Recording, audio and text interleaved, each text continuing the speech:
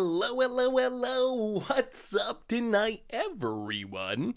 Welcome. Fine Thursday to y'all. Good to see you. What is up, the Great Destroyer? Welcome to the Fishbowl. Thank you so much. Happy Cinco de Quintero. Oh my god. What is what is Cinco de Quintero? Oh no, is this the Star Wars day? The X-Men day? Is this the X-Men day? It's the X-Men day, isn't it? I saw something about that on Twitter. Hey, what's up, Lucid? How are you? Yeah, good to see you, Swayze, Aracalypse. Welcome to the Fishbowl. Thank you so much for your subscription. Good big scoops here for you. What's up, Helichrome? Good to see you. Oh, you're right. Oh, but that's from the bad season. Actually, that season's not that bad. The remix version is better than the original. Oh, that's an X-Men thing, right? Right? How is everyone doing today? Hopefully everyone is having a wonderful May the 4th. We're playing some Commander and Modern tonight. So the plan for tonight, this deck, I saw it and I figured we had to try it. I mean, it's trying to Blasphemous Act our own Phyrexian Vindicator to deal a bunch of damage and win the game in a pretty somewhat janky shell, like Allenbeck Escort in Modern. There's some Heliod's and some Walking Ballista. I don't know what's going on in this deck, but it is a wild Modern deck, so I think we gotta give it a shot. So that's where we're starting with some Blasphemous Boros in Modern, and then if we get to play a second deck, we might jump over to Arena. I really want to try an updated version of the Urabrosk Taxes deck. I don't know if you remember a while ago, we played this like Urabrosk Lock Taxes deck with Drannith Magistrate. Invasion of Gabakon is like perfect for this deck. So we might, maybe, if we get to a second deck, we might jump over to Arena and do a little bit of Urabrosk Taxing with Invasion of Gabakon.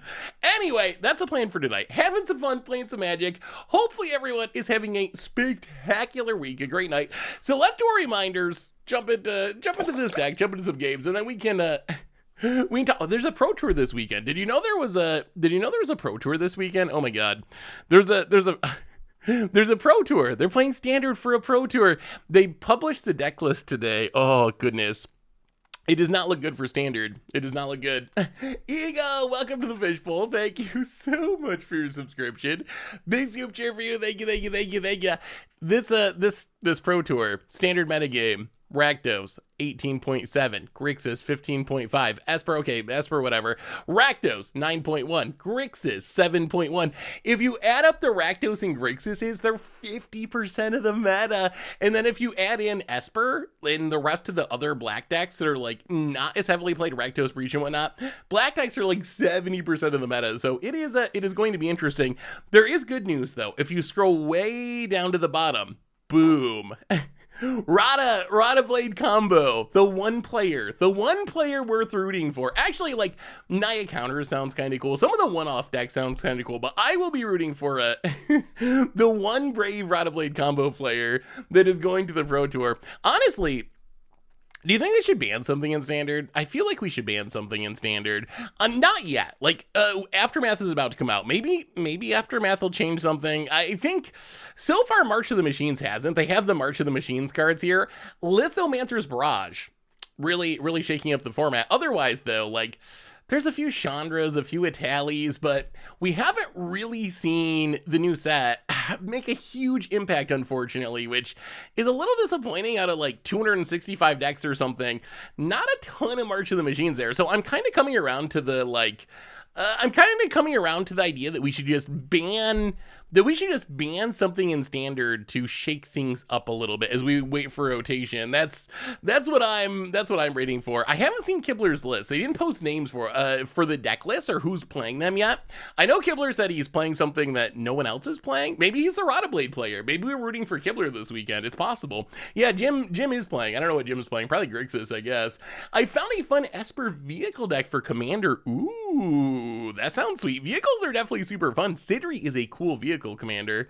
That looks super sweet. That looks super fun.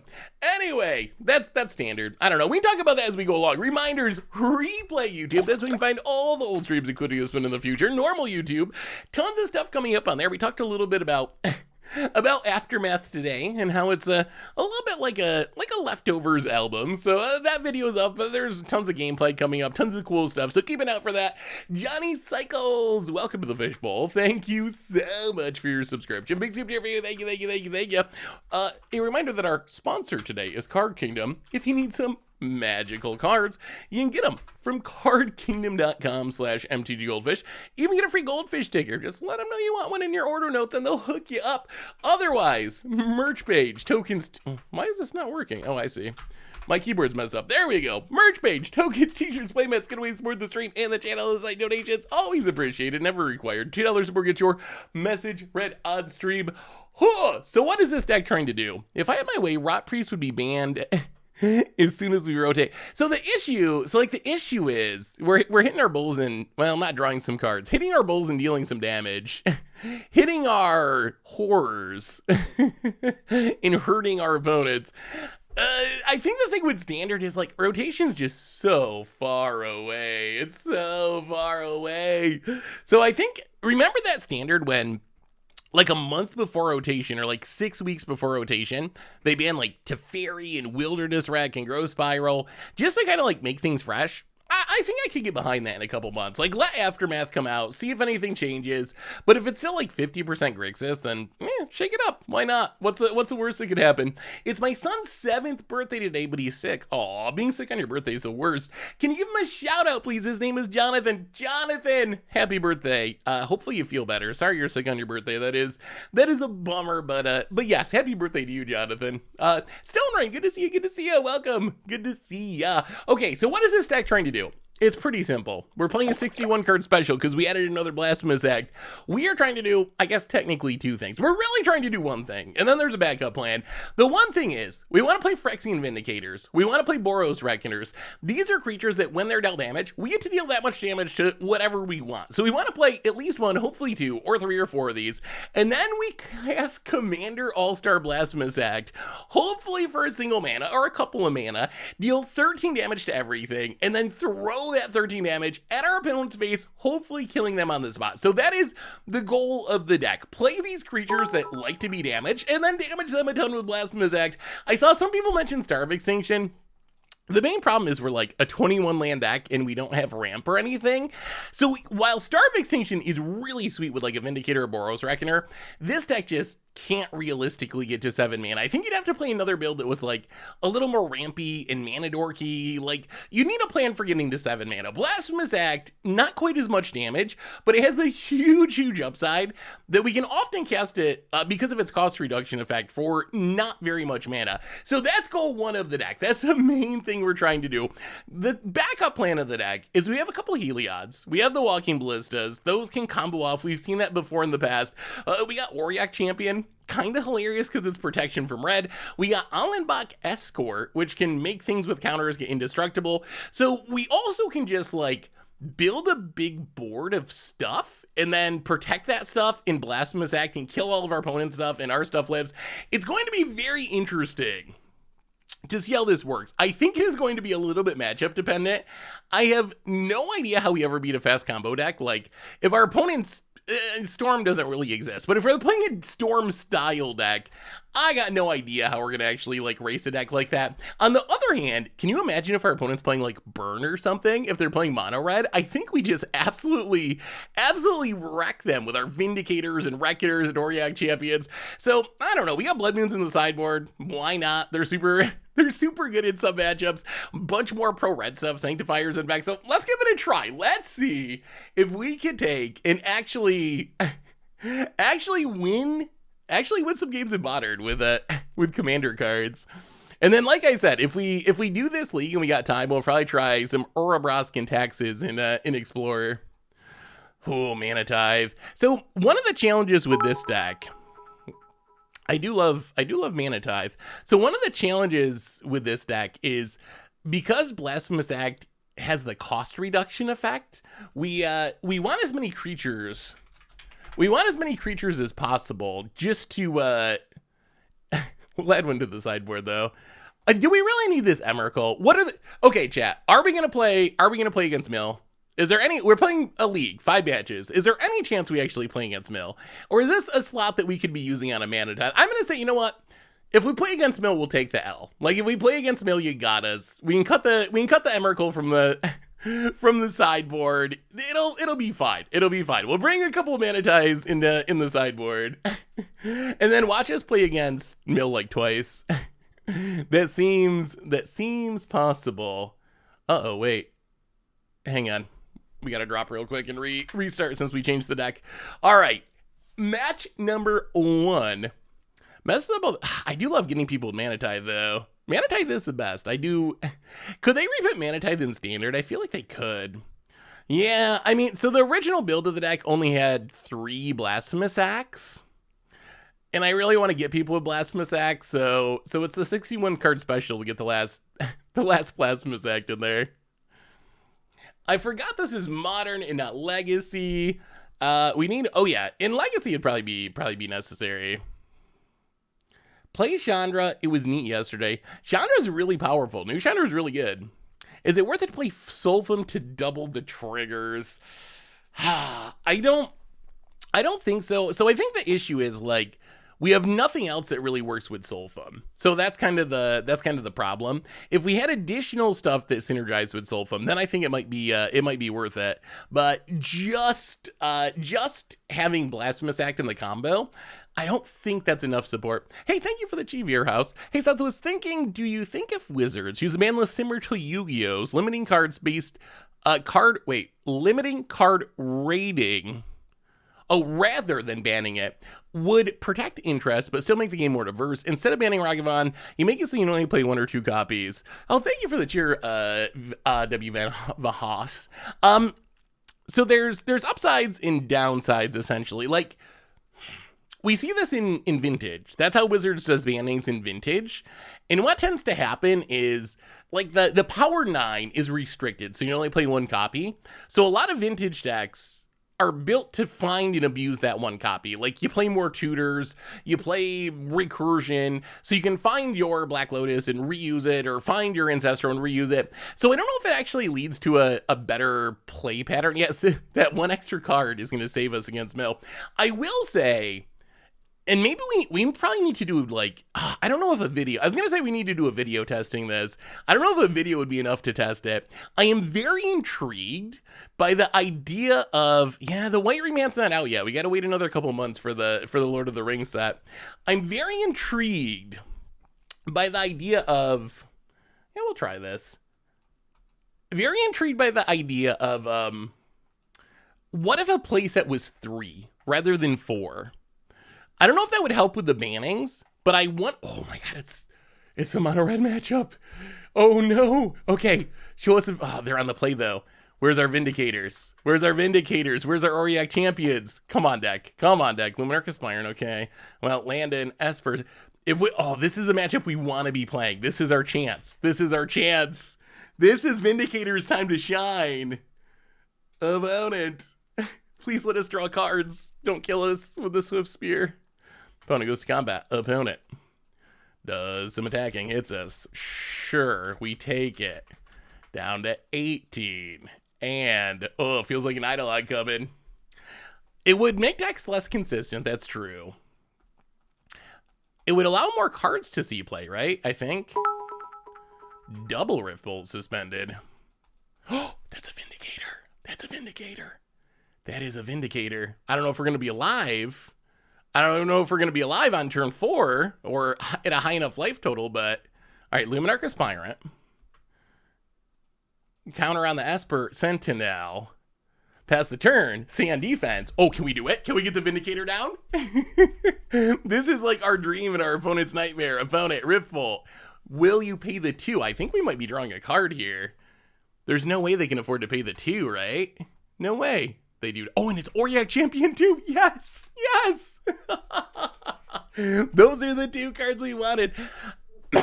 Excuse me. Hey, Zed, I caught your video about Aftermath being scraps from the cutting room floor. Couldn't agree more.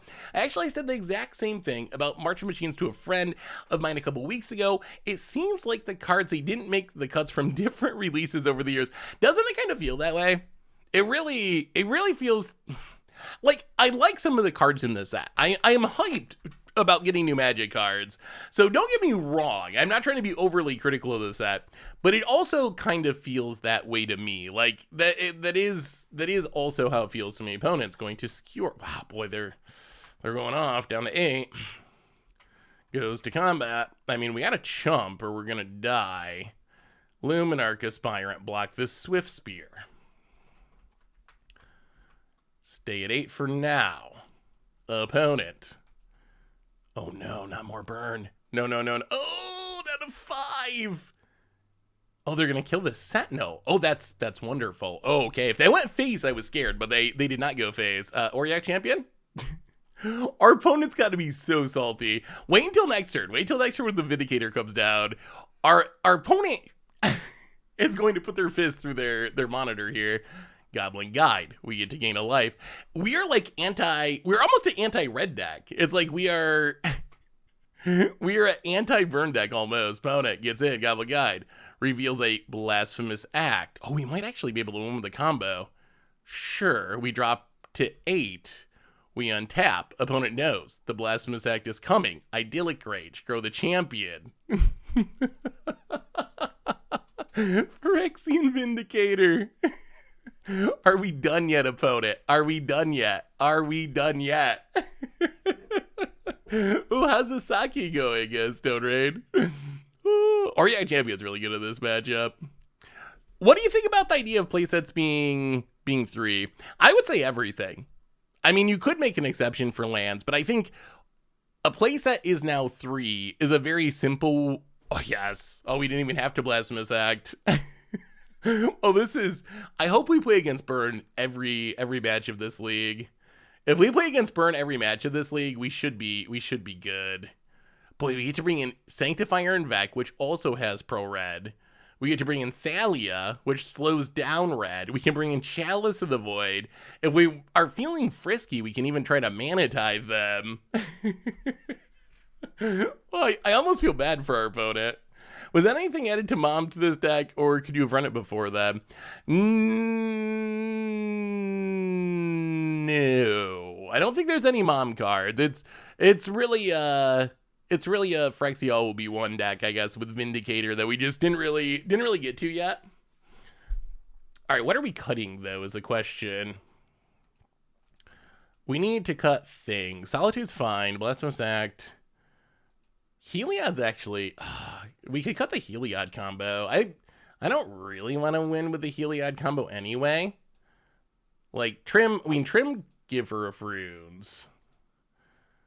Trim Giver of Runes. Trim a Ballista. Maybe it's Luminarch Aspirants. Like, we have so many 2-drops.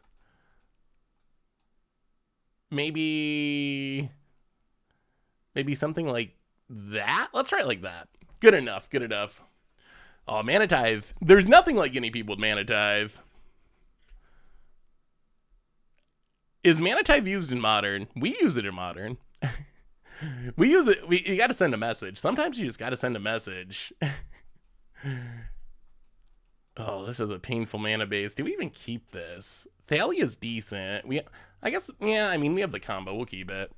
A little bit slow, but we'll keep it. I really want to get him with a Blasphemous Act, though. If we cut it, it makes it less likely. How about a Goblin Guide? If we're going 1-drop, let's go Goblin Guide so we can have some land drops. Rift Bolt suspended. Well, Solitude's pretty good. Well, tap land, go. We have a new donation from WhenCube, $3 donation. On the subject of Mom, I just can't get behind it. I feel like it's trying to do too much from lore to flavor to mechanics, and so none of it's really done well. Looking forward to seeing the next set after Aftermath. Yeah, I mean, I liked March of the Machines. I did. I thought it is doing a lot. There's a ton of text. There's just like, there's so much in that set. So much going on in the set. So I think it is true that there's a lot going on, and I think that's a fair criticism. But personally, I liked March of the Machines. I also like some of the cards in Aftermath. Like, the criticism of Aftermath is not that it's like has no good cards. I think there are good cards in Aftermath. It's more that I don't know. Do you feel like Aftermath hit your expectations? That is part of the power of Mana Tithe. Get him in game one, sideboard it out, and your opponent still leaves 1 mana up for the rest of the game every time they cast something. Just for the shame. Just for the shame. It's embarrassing. It's embarrassing to get got by a Blasphemous Act. Well, that's Walking Ballista, I guess. We kind of want one more land. Well, run out the Walking Ballista. Sacred Foundry. Tapped. Hit you with a Thalia. Pass the turn.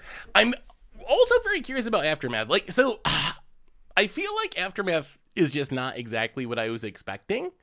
Not that it's bad. Again, not that it's bad. Just not exactly my expectations. What about the lore thing? I know I mentioned that last stream. I'm just not a huge lore person. Is it unfair to say that the lore and Aftermath also did not meet expectations? I've seen other people say that. Like, that's been something I've seen other people say. I mean, I think Mom is really good. I really like March of the Machines. Oh.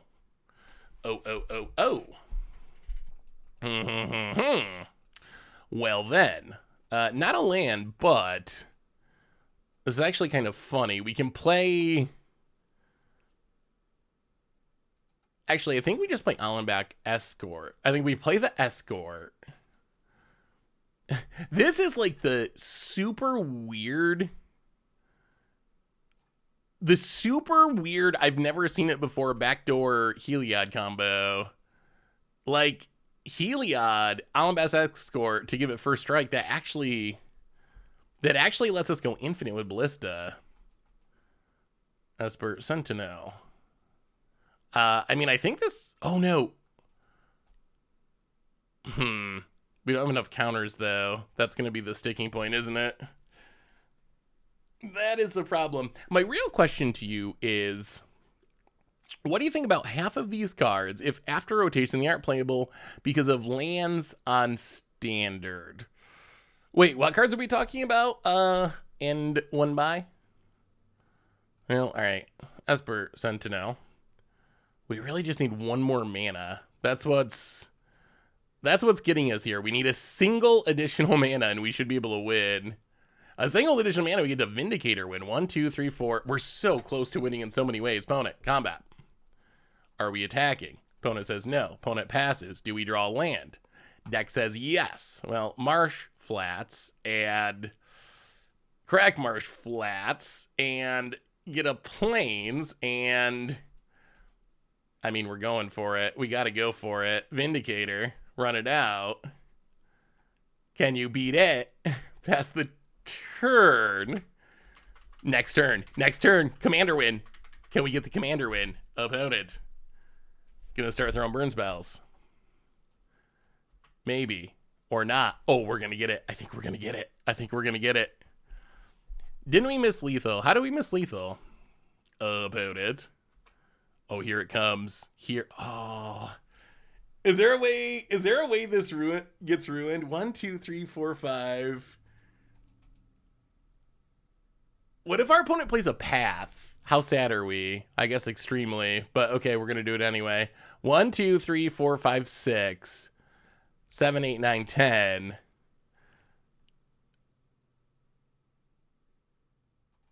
Actually, I guess we should attack first, right? That makes the most sense. Yeah, let's get in with the Vindicator first. Opponent. If they got a path, they're going to use it now.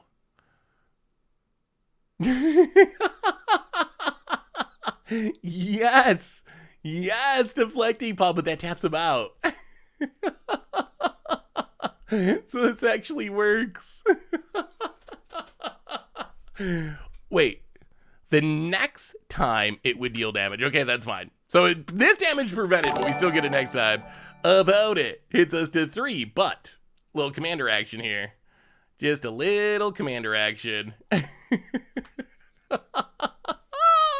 Yes! Just like Commander. We have another that actually worked well. Another new donation from WenCube, $2 donation. Doing this again to buy my option. Doing this again to buy my options way to the top of the pile. Some people are saying Mom Limited is great. Couldn't disagree more. It's just roulette. Whoever opens the bombiest Multiverse Legends cards win. I will say, WenCube, I have seen. So I haven't done a ton of drafts. We streamed one, we recorded one, so I don't have a ton of expertise, I guess I would say, in the limited format. I will say, I have seen a split on this. I have seen some people say that Mom Limited is one of the great formats, and it's a blast and one of their favorites. I've also seen other people, not just you, but many people say the same thing. It's too bomb heavy. I actually really don't like it. I think it's a bad limited format. So I think it might be a contentious limited format where some people love it, some people hate it, and not very many people are in between. I think that's essentially where we're at with Mom Limited, and I just haven't done enough drafts. Yes, we have Boros Reckoner in the deck too. We didn't draw it that game, but we have 4 Boros Reckoners in the deck. 4 Vindicators, 4 Reckoners. We broke it. Did we break it? Already. I know Jim Davis is very critical of the sealed environment, Mom, but he seems to really enjoy the draft side. I'm critical of sealed in general. Sealed is just not my jam. Sealed is too much variance for me, I think. The pack variants on top of Magic variants, on top of limited variants, it's just, I like draft better, basically.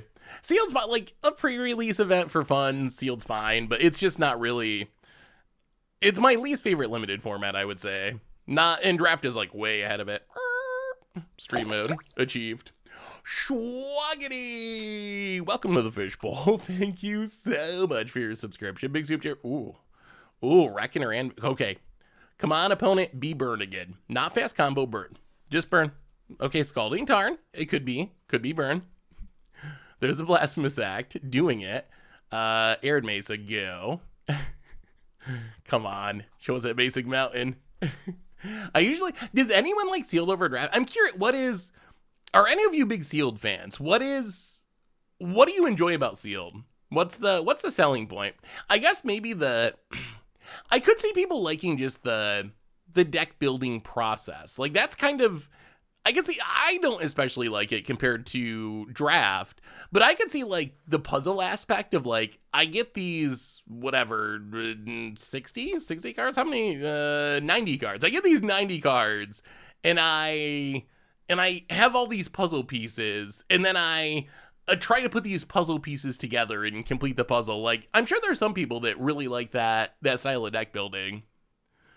I find draft more intriguing.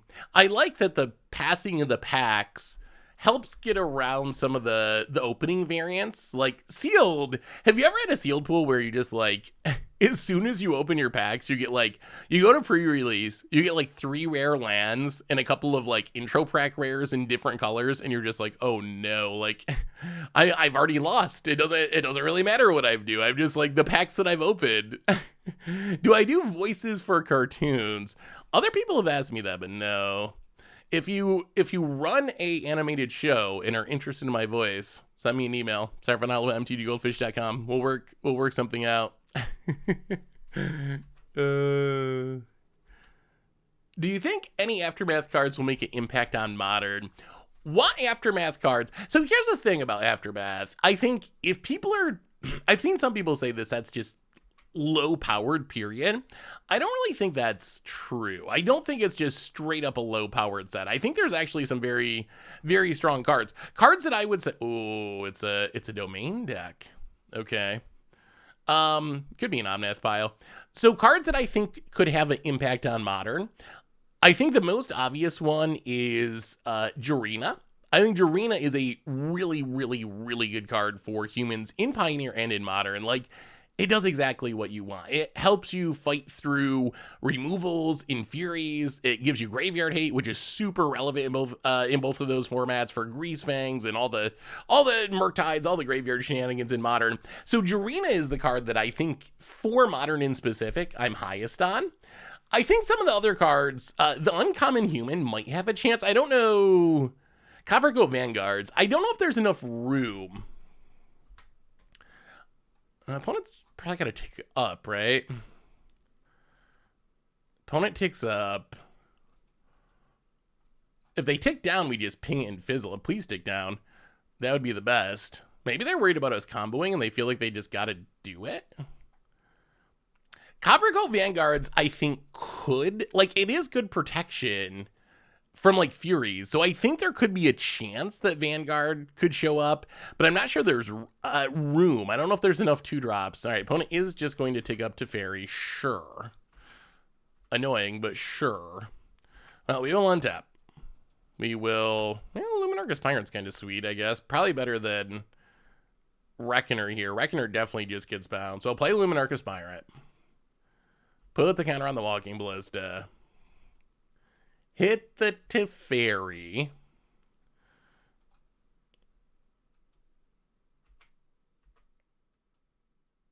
And, should we ping the Teferi? Probably. Yeah, let's ping it. So it can't bounce. I thought it was X-Men Daystone, right? Wasn't it? Isn't that an X-Men thing? So I think those two, the humans stand out. I also think that the Green Dinosaur, Tranquil Frobrak, Urborg Scavengers, I think those are cards that are close. I'm less confident that they're going to have modern impacts, but I think they could. And then there's some weird ones like Spark Rupture. I could see that being a sideboard hate card if Super Friends becomes really popular. So I don't think there's a ton of cards. Deification, I'm excited for Planeswalker Tribal. Not really a tier thing, but we will play it in Modern. Nissa, I think, could have a shot. It synergizes really, really well with fetch lands. So I think that could have a shot. So I would say there's like 6-ish cards, 5 to 10 cards that have some shot, I would say, of showing up in Modern. Taskbar how did you see my taskbar? What did I do? Just wait till you see my desktop. Oh no. Forgot to turn the phone off. Yeah, I'm planning on playing Gideon of the Trials Spark Rupture, or Gideon of the Trials Deification actually seems really sweet. I feel like Nahiri is better than people give it credit for Standard. We have another new donation from Lucid. Hey Seth, I got a strange and maybe goofy sound cue for ya. Do you believe in aliens? I saw a UFO with a group of folks back in 2011 and I'm still thinking about it.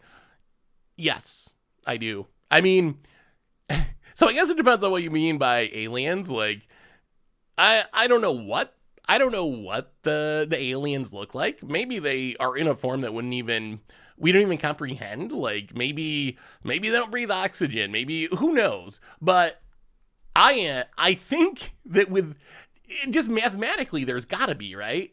There's gotta be. Like when you think about how big the universe is, that's something sometimes I will just like lay in bed and think about, wow, the universe is really big. When you think about the number of zeros behind the one in the number of galaxies in the universe, it is inconceivable to me that there is not someplace else that there is some sort of life in the universe. Like, just I don't know how it could possibly be the case that nothing else existed with that many potential. Even if the odds are low, what if the odds are 1 in billions? Well, there are so many universes out there that would still mean there's likely a lot of life out there. So yes, they're probably not little green men or whatever, ETs, but who knows what they look like. But I would be shocked if there was not some sort of life somewhere in the universe. I mean, I don't know. What do y'all think? Do you believe in, I guess, aliens would be the word for it? Yoda Man, welcome to the Fishbowl. Thank you so much for your subscription. Big scoop cheer for you. Thank you. We're about to get Archoned, aren't we? I think we're about to get Archoned. Silly Teferi. We can't kill the Teferi, unfortunately. Missing land drops less than ideal. We can't, we can't even kill the Archon right away because of the Teferi that we can't kill because of the lack of mana. Many things are going wrong at the moment. They exist, and they look a little like my kids.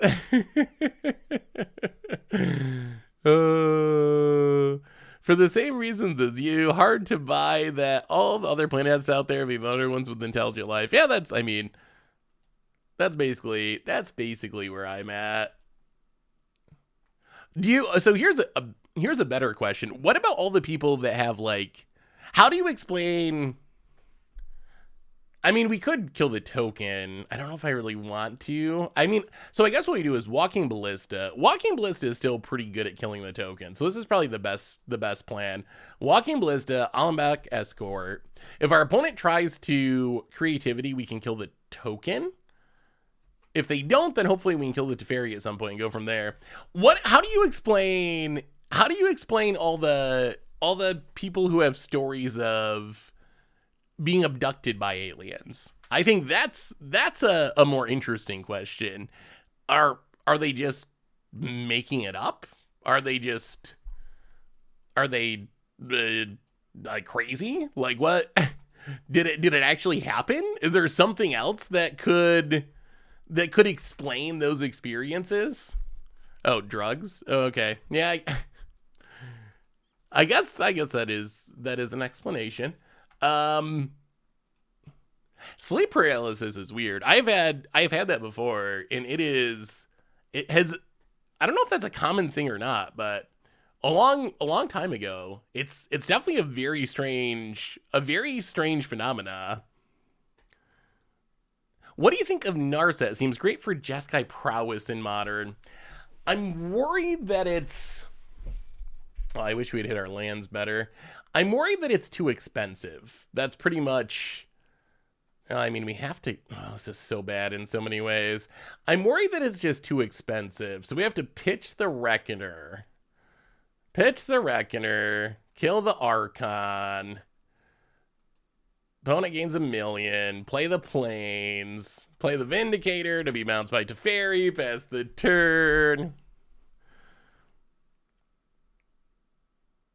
I used to sleepwalk. I thought it was being contacted until my family explained what I was doing when I was asleep. That's a reasonable possibility too. Maybe some of it's sleepwalking. So I guess maybe you just piece together, yeah, all these possibilities: spy balloons, drugs, attention seeking, sleep paralysis, sleepwalking. Put all those things to... Yeah, life is harder when we're not playing against Burn, isn't it? Ooh, Fable the Mirror Breaker. Did creativity decks no longer run World Spine Worm in favor of Yargle and Motani? I think, as far as I know... Limbaka, this is so bad. As far as I know, they still run World Spine Worm. I think World Spine Worm is just better. Maybe you weren't sleepwalking your... Yeah. That is true. I mean, your parents telling you there's not aliens and you're just sleepwalking, that is exactly what aliens would say. Come to think of it, huh? That is a good point. I mean, doesn't Yargle and Motani die to even more stuff than Worm? Like, Worm dies and at least you get a bunch of 5/5s. Yargle and Motani just dies. Unless there's some combo. If you're like getting it and the fling, I could see that. Maybe it's a creativity. You know how they had the...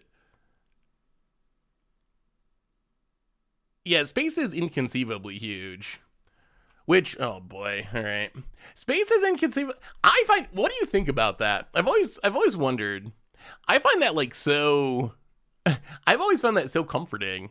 Like, the fact that space is so huge, it really, like... I find it very freeing. Like, live your best life and enjoy it, because, like, it's so incomprehensibly big that there's really not any reason to get stressed out about things, right? Like, what's the point? What's the point in worrying about, like, little things that really, when you think about the grand scheme of things, they don't even matter. It's like they're so incredibly... We're so tiny that we don't even matter. When you actually think of that, it makes it so easy to, I think, to be at peace with things. Like, yeah, I don't know. Light takes 1 second to circle the Earth, and 1 second. It takes 8 minutes to get... 8 seconds to get to the sun to Earth. Space is massive. Yeah, it is kind of mind-blowing. Have you seen Monty Python's Meaning of Life? Yeah, it's been a while, but I think I've seen all the Monty Python. Well, I don't want to say that. I've seen most of the Monty Pythons. I took a philosophy class once. I do enjoy philosophy. I used to enjoy it more. I went through a stage of like really seeking and wanting to like figure out the truth, and then that gets so tiring. Then I started playing Magic. I was like, I'll just play Magic. The universe is big. Let's play Magic. That's my motto. How do we beat creativity? Hallowed Moonlight for sure. Hallowed Moonlight, Mana Tithe, it's risky, but it is hilarious. Hilarious enough to bring in. I could see an argument for Blood Moon. Blood Moon might be worth it. We can go down. Oh boy, we might not have room. Oh, we should have sideboarded quicker. We're such slackers when it comes to sideboarding. Oh, C Double's sweet. I do love. That's one of my favorite March of the Machines cards, I think. C Double is such a cool card. Did you see the Against the Odds deck yesterday? Copying Breach of the Multiverse on the stack. Oh, so good. So good.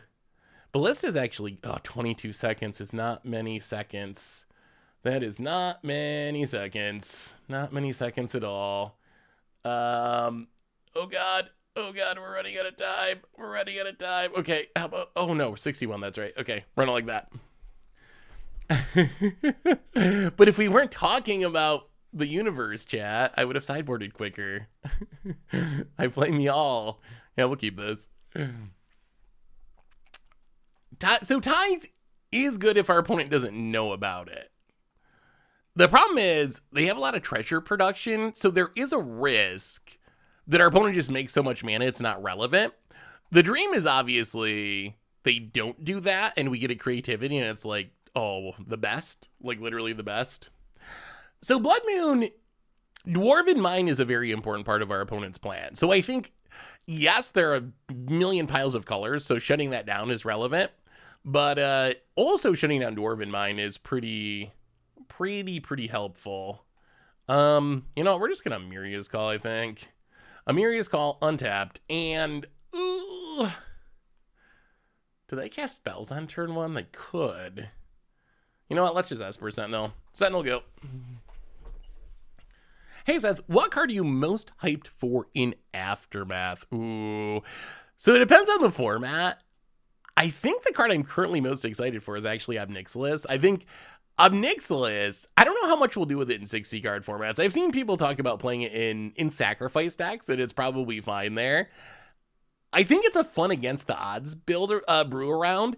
I think it's also one of the most interesting commander cards. So I don't know. I really love this Obnixilis. I think this Obnixilis is very interesting. Hey, what's up, Grateful Dead? How are you? Good to see you. Good to see you. Well, Arid Mesa, crack Arid Mesa. Well, I mean, if they do their thing, we're gonna die anyway. So let's just shock ourselves. Who cares about living? Luminarch Aspirant. Grove Esper Sentinel. Luminarch Aspirant Esper Sentinel is kind of a combo. Gonna be hard for our opponent to cast spells without giving us cards. Seems fun with pingers and pestilences. There's some combos. There's a decent number of individual cards that I think are interesting to build around. Like Calyx seems good. I want to try Nahiri in Standard. I want to try Narset in Standard. Narset, maybe it could work in Modern. The Modern Prowess decks are just so fast and efficient, though. A lot of Modern Prowess decks want to kill you on like turn 3. Like they're killing you before you could even cast a Narset. Same with like Monastery Mentor. Monastery Mentor seems like the kind of card that would be just ridiculous in a Modern Prowess deck. But in practice, it doesn't really see play just because opponent going to pass. Just because it's not fast enough. Like the deck just wins too quickly. All right, there's the Lightning Bolt to kill the Sentinel. We get to draw a card. It's a land, which is fine. Would have preferred a Mana Tithe, but Idyllic Grange. Well, Marsh Flats and Crack. Could use a Boros Reckoner. Boros Reckoner would be good. Get a Plains. Run out a Luminarch Aspirant.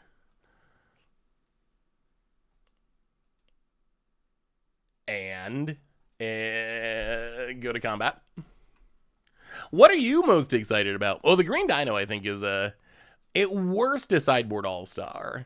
And the biggest problem with the Green Dino is just no one plays green in Standard. Green is like such a forgotten color. So its colors are awkward. Like, I don't know how many top-tier decks are going to have 4 green mana to dump into it, but it is a very good card. I think it's also like, yeah, the Ayara is really cool. The repeatable tutoring potential. Nahiri's cool. The set's got some cool cards. It really does. I still think it feels a little money grabby, but the individual cards in the set. At the same time, like, so I've been struggling with this, chat. Like, so, okay. Discounting the Planeswalkers is Legends gimmick. Couldn't most of these cards have just, like, I don't know, couldn't they have been in March of the Machines? They feel very like, if they had put Niv-Mizzet Supreme in March of the Machines, or Pia Nalar, or definitely the Legendary Team Up, or like Sigarda, like if they just threw any of the dinosaurs, or Urborg Scavengers, Vesuvian Drifter, like if they just threw in March of the Machine, it could work, right? There's nothing about it. Leyline Binding. There's nothing that actually like prevents that. Yeah, Nashi's a cool card too. Opponent Scalding. Hey, what's up, Magikarp? How are you? Have you started the new gig yet? Walking Ballista. Oh, that's not a Plains. That's a bummer. Well, okay. Auriok Champion. Gain a life. Go to combat. Counter on the Luminarch Aspirant. Oh, we don't have a way to stop it, though. Hitcha. We're going to get Archon and we don't have a way to stop it, which is a problem. We need to draw our Mana Tithe. We did not draw our Mana Tithe. Opponent cracks down to 11. The fact that the Phyrexia, Climax, and Innistrad Wedding got equal screen treatment feels so weird. Little bit counterintuitive, right? Or anticlimactic, right? I would have thought it would be a bigger deal too. Well, opponent doing what they do. Giving these lands a land type might have been a mistake. But Eldraine, isn't it wild how busted Eldraine was? Like, you go through the list of cards that were banned and literally broken, and the random commons are like making the best decks in Modern. It's just, it's kind of ridiculous. So opponent gets to Archon. We will sack a Giver of Roots. We will discard a. How can we possibly get out of this? 1, 2, 3, 4, 5, 6, 7. Is there any world where we win from here? Counter on champion, hit you for 2. Not really. Okay. Well, okay. Discard the Ballista. Pass the turn. Thalia, you would have been good last turn, but yeah, now we're just Archon locked. Oh boy, this deck. All right. I mean, we won't scoop. I know people don't like the early scoop, so we will not do the early scoop. So here's a one way we could possibly get out of this. Our opponent attacks with Archon. We drop to 3. We discard Blasphemous Act. We draw Solitude. We pitch the Thalia to the Solitude, kill the Archon. And our opponent has 6 lands in hand. Eldraine! The stupid monkey has taken my Eldraine energy, I think. Ragavan. That's the new Eldraine. Yeah, in 1v1 formats, little tougher to get it to 1 mana. About it. Oh, come on now, Dwarven Mines. Sure, we'll gain a life. Well, oh no, just got another one. I mean, I guess I have drawn a bunch of cards.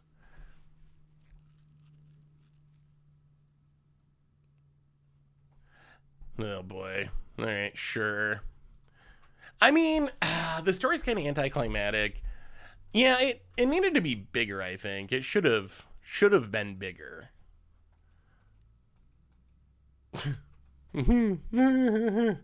Okay, yeah. Yeah, well, we talked about combo being... I mean, we have answers to this combo, though. We have a plan. Yeah, Sentinel's not going to do it. We do have a plan, we just didn't draw it. Kind of hyped for Caverns of Ixalan, though they set up the whole Bat God thing that made Elenda the First Vampire, never really followed up. Indiana Jones Huatli sounds cool. I mean, I'm always hyped for Magic, but of the upcoming sets, I'm hyped to go back to Eldraine, honestly. I think Eldraine... I like the flavor of it. It's got one of the all-time best trailers. That gingerbread trailer, one of their best. But like, I like the flavor of Eldraine. I like the just kind of the light fairy tale atmosphere. It's a nice change from some of the like. I think it's a very nice change coming off of Phyrexia that's dark and oily. So I'm very excited. I'm very excited for that. The problem with Eldraine wasn't so much the flavor or anything. It was just like the cards were super push. So same flavor, like reel in the most powerful cards. That's a sweet set. I'm excited for Ixalan for the opposite reason, that I feel like that you're going to power it up this time, because the problem with Ixalan, again, wasn't really the theme. It was like the direct opposite of Eldraine, like dinosaurs and pirates and vampires. Like that's a fine theme. It just like was so powered down. Yeah, so I'm hyped for both of those, really. I am surprised they're already doing sneak peek. I mean, I guess their idea is they want to do sneak peeks at every Magic Fest. But boy, it is so early to be. We got a Reckoner. It is so early to be talking about and thinking about the fall set already. We're talking like 4 months in the future. We still got to get through Lord of the Rings. Lord of the Rings is coming. Want a Native American play? Oh, burn again? Hey. Okay. Well, we might regret shocking ourselves. That's a little sketchy, but we will take the burn matchup all day every day. All day every day. Although I actually do think we probably lose, because we spent so much life on our mana base not knowing it was burn. Walking Ballista hit you for a 1. Pass the turn. Double Reckoner, Blasphemous Act in hand. Yeah, they already did the sneak peek, I guess, is probably the issue about it. Top card is another Allenbach Escort.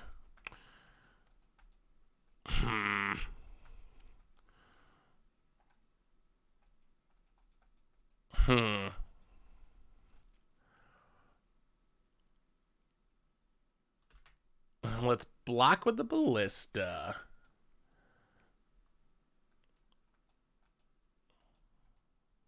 Block with the Ballista. Sack the Escort. Opponent bolts the Ballista. That will ping ya. Okay, that was not the best day ever. Well, we're still at 14. Just kidding. We're at 11.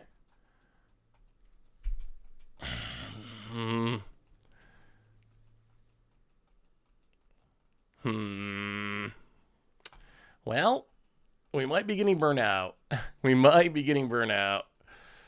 Oh, that 5 damage we spent on our lands is going to come back to bite us. I think if they ever made a unique play, 1 and done, Africa Lore would be awesome. Oh boy, Mirage? How Africa Lore was Mirage?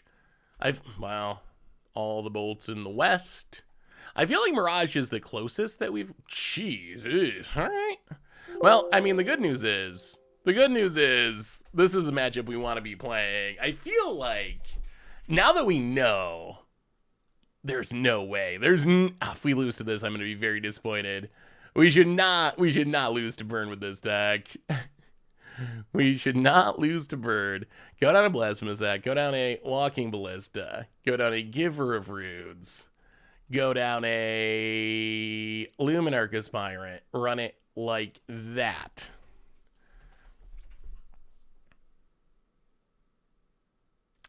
Lightning Bolt, I would say is, what is the most iconic card of each color? That's a good question. I think there's actually oh no. Well, Mana Screw is a way we can lose. That is a possibility. All right, we will keep. We will put a Allenbeck Escort to the bottom. All right, Idyllic Grange tab, go. If we hit our lands, life should be good. Wooded Foothills. Opponent cracks it. So what most iconic red card? It might be Bolt, right? I think there's a pretty good argument. Ballista on top. I think there's a pretty good argument that Bolt is the most iconic red card in Magic. What else would be in the running? What else would even be in the running for most iconic red card? Fireball's actually a good one. One Trick Steed. Welcome to the Fishbowl. Thank you so much for your subscription. Big soup for you. Thank you. And land, please. Well, okay, we're gonna play that a little bit tapped, slightly tapped. Run out the Ballista. Wheel Shivan Dragon. Shivan Dragon's pretty iconic. Wheel over Bolt. Opponent burns us. I mean, I guess it's not impossible they just burn us out without dealing any creature damage. Opponent, Sunbaked Canyon. And there's the Searing Blaze. Pena, we drop to 10. I mean, this could be maybe our opponent. Bolt. We've seen them do it before. Just a handful. Oh my God. No way.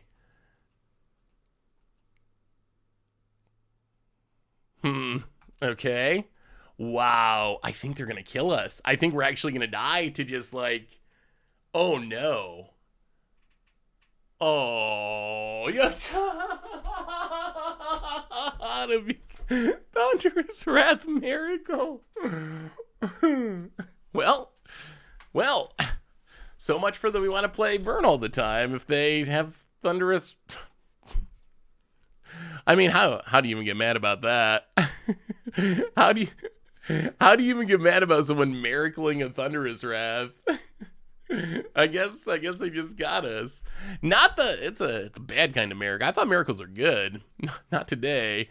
I mean, Stupid Monkey might be the best red card, but I don't know if I consider it the most iconic. What? Okay, so wait, what did we decide on for red? Did we decide? It seems like Wheel of Fortune, Shivan Dragon, Lightning Bolt. Those are probably the best suggestion. I can't believe we lost to Bird. We even had protection from red on turn 2 and we still lost to Bird. If this deck doesn't actually beat Burn, then this deck is does not have as much going for it. Thunderous Wrath is a sweet card. It's just very risky. So you don't see people play it that much because Burn wants to be consistent.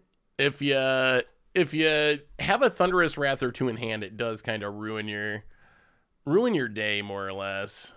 Boy, all right, we're doing it again. I don't know if these Emiria, I mean, I guess these Emiria calls, the idea is probably that they're to pitch to Solitude, but so far they have mostly just killed us, and we've wished they were actual lands.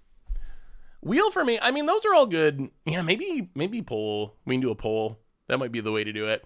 All right, what about other colors? What about white? Ooh, Yogging, eh? What about white? What's in the running for most iconic white card? Well, I guess we got to take the red mana. Ouch. We've done this all to ourselves. Well, play the Thalia and pass the turn. Swords to Plowshare, Sarah Angel. Land tax, that's a good suggestion. Armageddon. Rule of Law is an interesting choice. I mean, that does really describe the flavor of white. I would have never thought of that, but I don't know if I'd pick that as the most iconic, but I actually really like that suggestion. I would have never thought of it. Savannah Lions.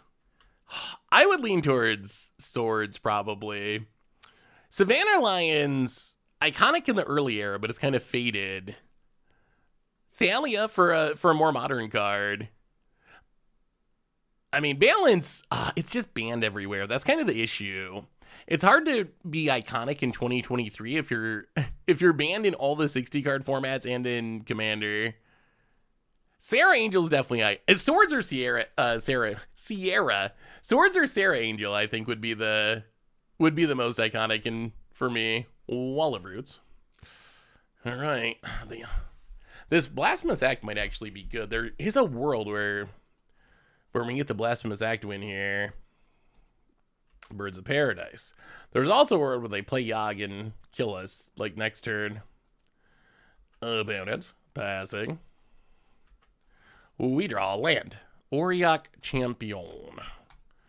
Definitely not a land. Oh, we wanted this Reckoner so bad. Well, Auriok Champion, I guess. That does shut down some of our opponent's combos, at least. We will pass the turn. What about, okay, green. We're narrowing down. So I think what we do is narrow down the list, and then we'll do some polls like on YouTube or even in the chat in the future. So we'll narrow it down to our top selections that everyone agrees on, and then do some polls to decide the most iconic cards. That's kind of a cool topic. Green, Llanowar Birds of Paradise. Those are good suggestions. Giant Growth, that's a good suggestion. Giant Spider, anything with giant. Yeah, Birds seems like a pretty easy choice. I feel like, so Birds is, Grizzly Bears is a fun one. Birds is just as old, though, as Grizzly Bears, but it actually sees play in a lot more places. So I think that Birds would beat out Grizzly Bears for me. Colossal... meme cards by color. We might have to the best meme cards by color. Crater of Behemoth. I feel like we have a lot of bias towards really old cards, which makes sense for being iconic, but Craterhoof is like very green. When I think of green in Commander, that's one of the first cards I think of. Solitude.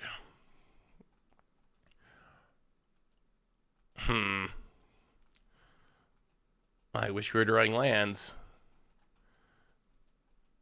1, 2, 3, 4, 5, 6, 7.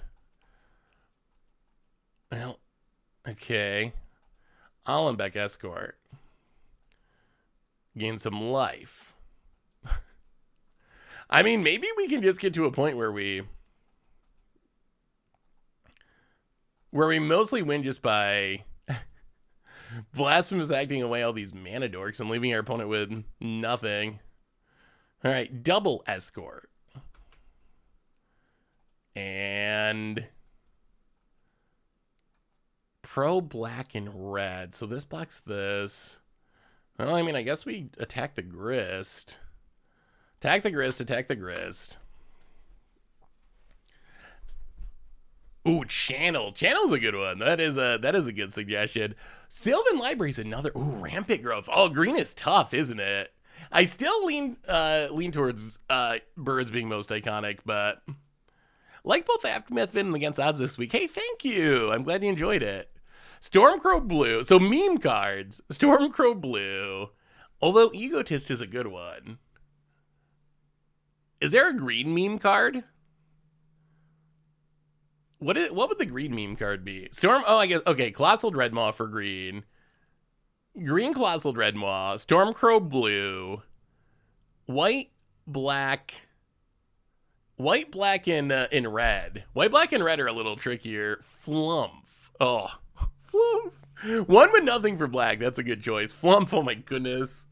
The infamous Flumph stream. What did we lose? 28 in a row trying to win a game with Flumph? I don't know how many of you were here for that. Mana Tithe is probably my favorite white meme card. But Mana Tithe is like it's not that bad. It's really not. It's actually kind of good. I feel like Mana Tithe is legit underrated. I'm so tilted they didn't press Storm, Crow Storm in Black Border in the stupid Acorn set. Perfect Black Border legal. I just want to make 20 Storm Grows. Me too. That seems like a obvious one. I actually kind of hope that someday they go back, if they're going to do the silly Acorn thing, go back through the old unsats and actually figure out which cards would be okay for Black Border and put them in Black Border. Like, some of those cards are cool. Like, the Cheese Stance alone became Baron Glory. Like, it's the same exact card, and I'm glad that card exists. Like, Magic would not be as good without Baron Glory in it. So, I really hope they do that at some point. Do, like, a Masters set of uncards in Black Border, put them in Modern. Make people squawk like chickens and tear up each other's cards. Look at this bizarre Ebony Charm pre-modern deck. Ooh, I haven't gotten to pre-modern yet. They really need to add more formats to Magic Online. Same with Arena. Like, add Gladiator to Arena, add pre-modern or something to Magic Online. This deck. Wait, what? Future Sight Doomsday. Ebony Charm. I don't know what the meta is like. Is there, I guess, Graveyard Hate? Is that what this is being played for? I don't even know. Yeah, that is a weird one. I haven't played pre-modern. It sounds fun though. Why does Arena look so weird as an update? Is it alchemy? Yes, we are alchemying. Playing a bit of alchemy today. About it. Strangle Root, guys. We will gain some life. And thoughts on Arena Momir versus Moto Momir? So for me, the charm of Momir is there are so many different cards you can hit. Like, it is the ultimate embrace the variance format. So for me, I greatly prefer Modern Momir. Wow, opponent's gonna get frisky. Okay, wait, what is our opponent up to? Doesn't this let us kill the Grist? Maybe they don't care. All right, opponent gets in, hits us. And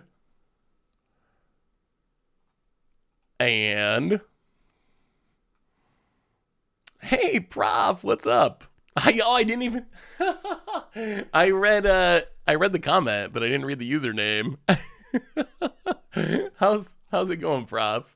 Hope all is well. Young Wolf. Do we just I guess we just Blasphemous Act. Although it's awkward that the Undying creatures come back. That's kind of the issue. We need to kill the Grist, though. We need to draw land. That's what we really need. Ooh, that's plains. Oh.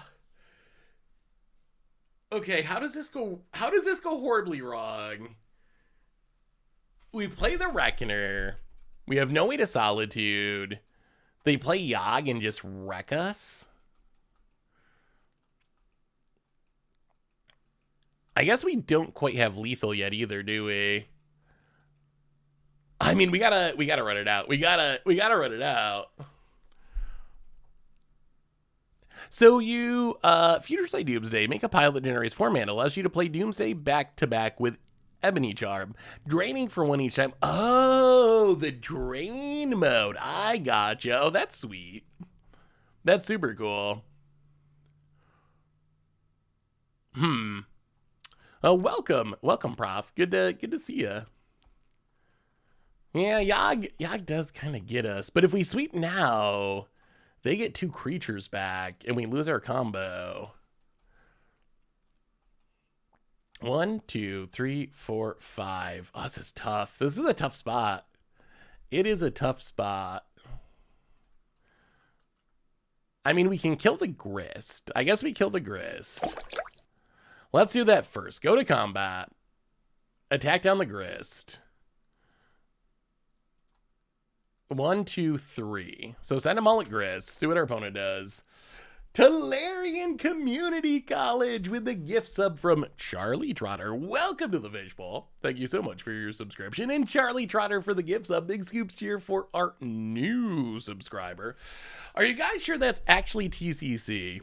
I'm pretty sure it's actually Prof. Now that I think about it, the arena joke, actually that actually sounds like it could be a Prof joke. So I think it's Prof about it. Oh, they're gonna block with the Young Wolf. That might change things. Okay, so we get rid of the Grist. We get rid of the Young Wolf. 1, 2, 3, 4, 5, 6, 7, 8. We get to keep the Auriok champion. Maybe we do just Blasphemous Act. I think we do. We don't get the combo kill, but I think this is worth it. Yeah, we put our opponent to literally 2 lands. 2 lands and a Strangleroot. If we can't beat 2 lands and a Strangleroot, guys, what is our deck even doing at that point? Wait, we didn't finish our color ranking. So okay, most iconic cards. White, we did that. Green, we did that. Red, we did that. We still have 2 more colors. We have blue and we have black. Most iconic blue card. I guess colorless too. What would the most iconic blue card be? Maybe Counterspell. I was gonna say Brainstorm, but yeah, Counterspell's just better. Yeah, Counterspell is the most blue. That is the most blue card. Force of Will is probably a better card, but I would say that Counterspell is even more iconic. It's a common, it's cheap, it's been reprinted a million times. It is the original that led to the name Counterspell. Like, for the last 30 years, we've called them Counterspells because that card was named Counterspell and because it countered things. It's probably Counterspell. The Power 9, there's always an argument for Power 9 just based on power, I think, but I would probably go Counterspell. What about Black? Black is a little tricky. So like old school, I would say like Dark Ritual, but I don't know if Dark Ritual is that iconic anymore.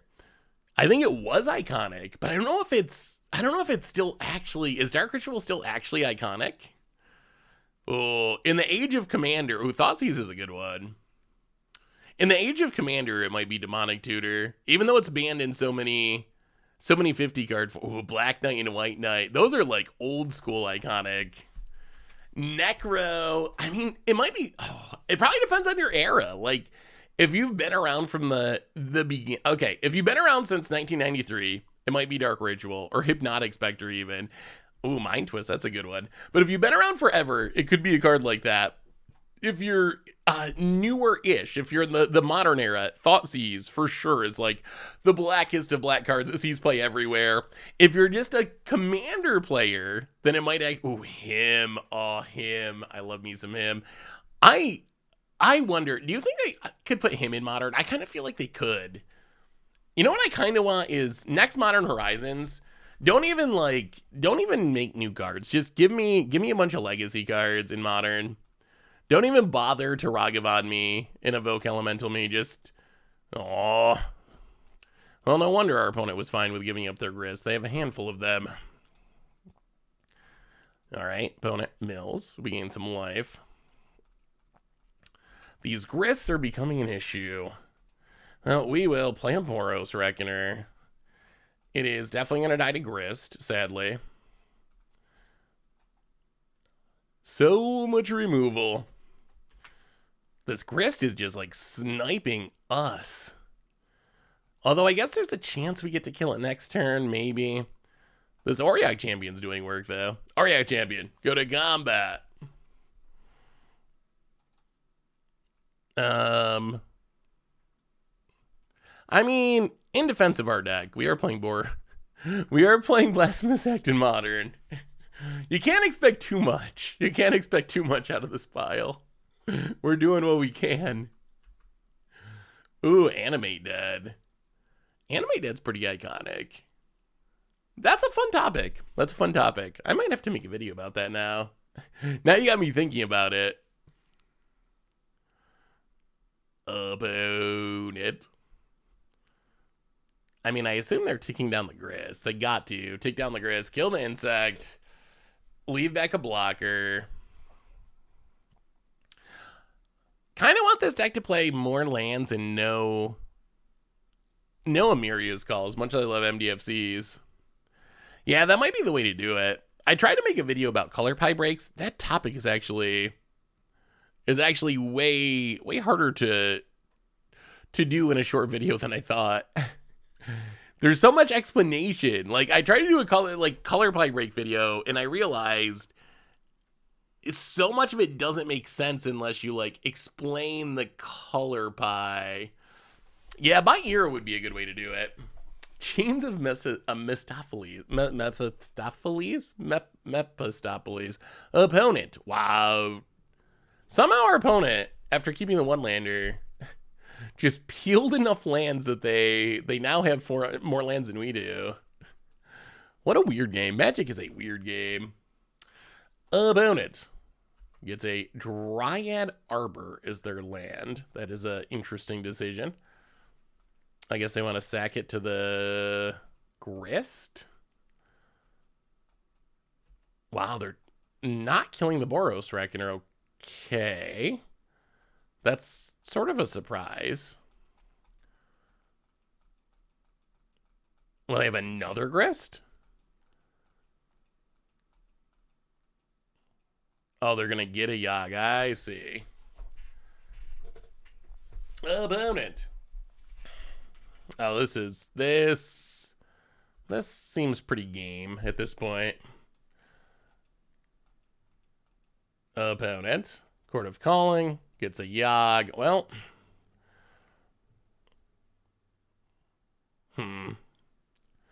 Yeah, I don't think any of this matters, but Solitude Evoke. Go after the Yogg.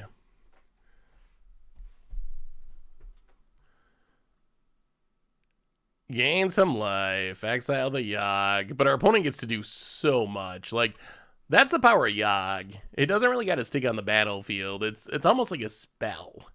It's going to be a kill our stuff and like, what? Huh? Wow. Oh, God. I don't know what happened. I am stunned. Our opponent did nothing. They did literally nothing with their Yogg. Was that a misclick? Oh. Okay. Well, now we might win.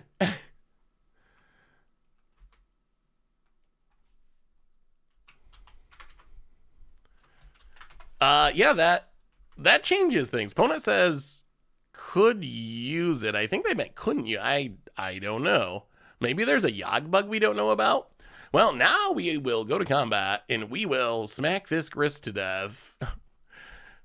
I don't know what happened there, but we are not going to complain because we should be dead, and we're not. We have a new donation from McKeary, $15 donation. Do you think there's a legacy card that Wizards could realistically print into Modern that would compete with Modern Horizons 2 stuff? Or is it a matter of if it's that level, then they wouldn't print it?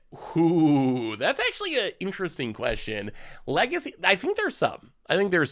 So I think what Legacy has going for it is the old era has very, very powerful spells. I think that is where the impact would come from.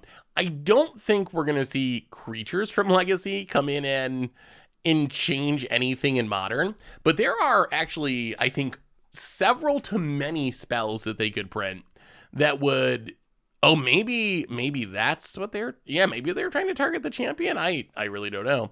I think there's like a lot of legacy spells that they could print that would have an impact, like and lands would also be like that, but like Force of Will, Pyroblast, Hydroblast, those would all have an impact. Wasteland would have an impact.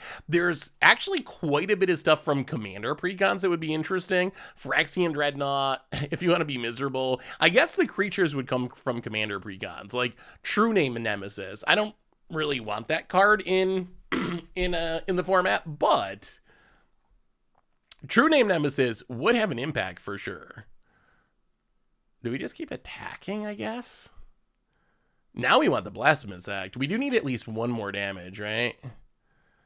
If we can do one more damage, then top deck Blasphemous Act GG. Hit ya. We gotta kill them before they find another Yogg and actually use it. Opponent. Come on. Come on, Blasphemous Act for the commander win. Come on. Yeah, Ooh, Maze of Ith.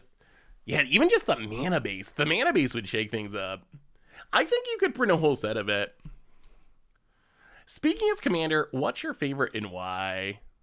I'm going to take the easy answer, which is a Panharmonicon. Probably Yarok, actually. Like, Elish Norn is a better card, but I like being in more than one color. So I think that Yarok is still... The only problem I have with Yarok is it's actually too strong sometimes. Like, that's the only issue I have with it is occasionally just too good. This would be a really good turn to draw Blasphemous Act. This would be a good turn for a Blasphemous Act. Or an Esper Sentinel. Well, okay, play Esper Sentinel. Not that it's going to do a ton. Maybe we should have held on to it for Solitude, I guess, in case they draw Yogg. Gain a life. Oh, Blasphemous Act. Pass the turn. Maze, I think, would be fine. What was the reception of Moto when it first came out? Was buying digital cards a controversial idea? Yeah, Wizards doesn't get any credit for this, even though in some ways I think they should. But yeah, when Moto came out, it's not the world it is today when people are used to... Oh, Veteran Explorer. That would be very high in my list. I love me some Nick Fit. When Moto came out, it wasn't the world we live in today where people are very comfortable, like, clicking a button and just buying stuff on their phone, paying money for mobile games. So in a lot of ways, trying to make Moto have the actual paper card economy was something new, something very different at the time. Yeah, so what Wizards did was they foresaw this being an issue that people might not want to...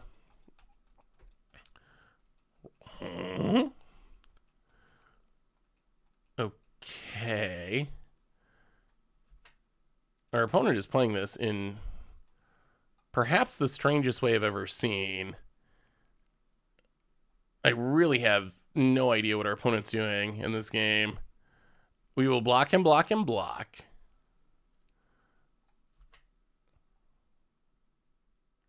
Boros Reckoner. Maybe they're trying to play around a Blasphemous Act. Reckoner will take damage. I think we actually just sniped the birds.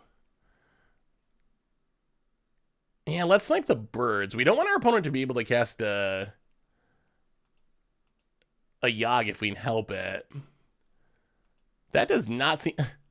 I think our opponent dealt 0 damage and just lost half their board there. Didn't we start that turn at 10? I'm pretty sure we started the turn at 10 and ended at 10, but our opponent... We lost a creature and our opponent lost like 3. Oh, okay. Oh boy, one more land would make things much easier. Just being able to cast these Solitudes would be big. Well, your go about it. Someone who doesn't play Magic would have... I mean, okay, for someone that doesn't play Magic, Black Lotus, I think, is #1 by far. Like, I think that's actually... Hey, what's up, Stream Rat? Welcome, welcome. I mean, I think you can actually see this reflected in YouTube, where Sam, Ristic Studies' Black Lotus video is one of the only Magic videos that has... It might be the most popular Magic video. Definitely the most... I believe it's the most popular Magic essay. With millions, or over 1 million views for sure. So I think that Black Lotus is clearly the card that a random casual observer is most likely to know. Like your grandmother or something.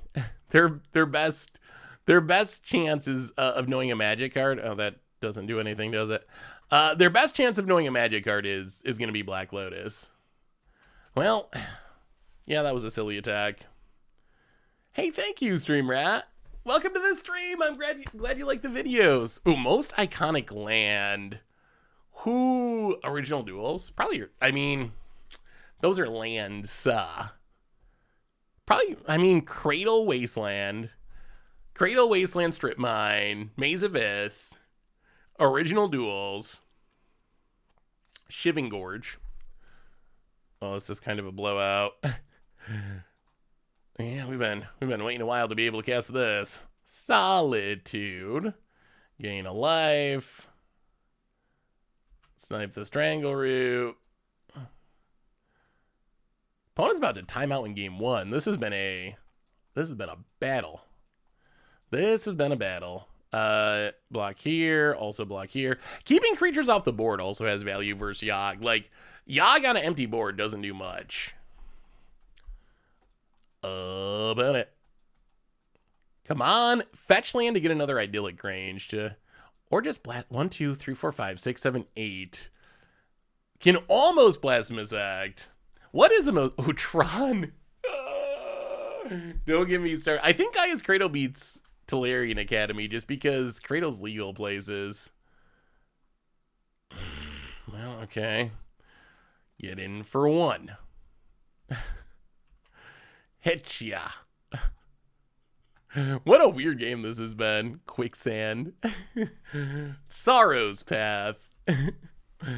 I think worse cards would actually be interesting too. Although I feel like with worse cards, you almost have to restrict it to rares, I think, or like rares and mythics, just because. I mean, no one, you can't really like argue worse cards and have it be, this, Saviors of Kamigawa common was a 6-mana 2/2 with Soul Shift.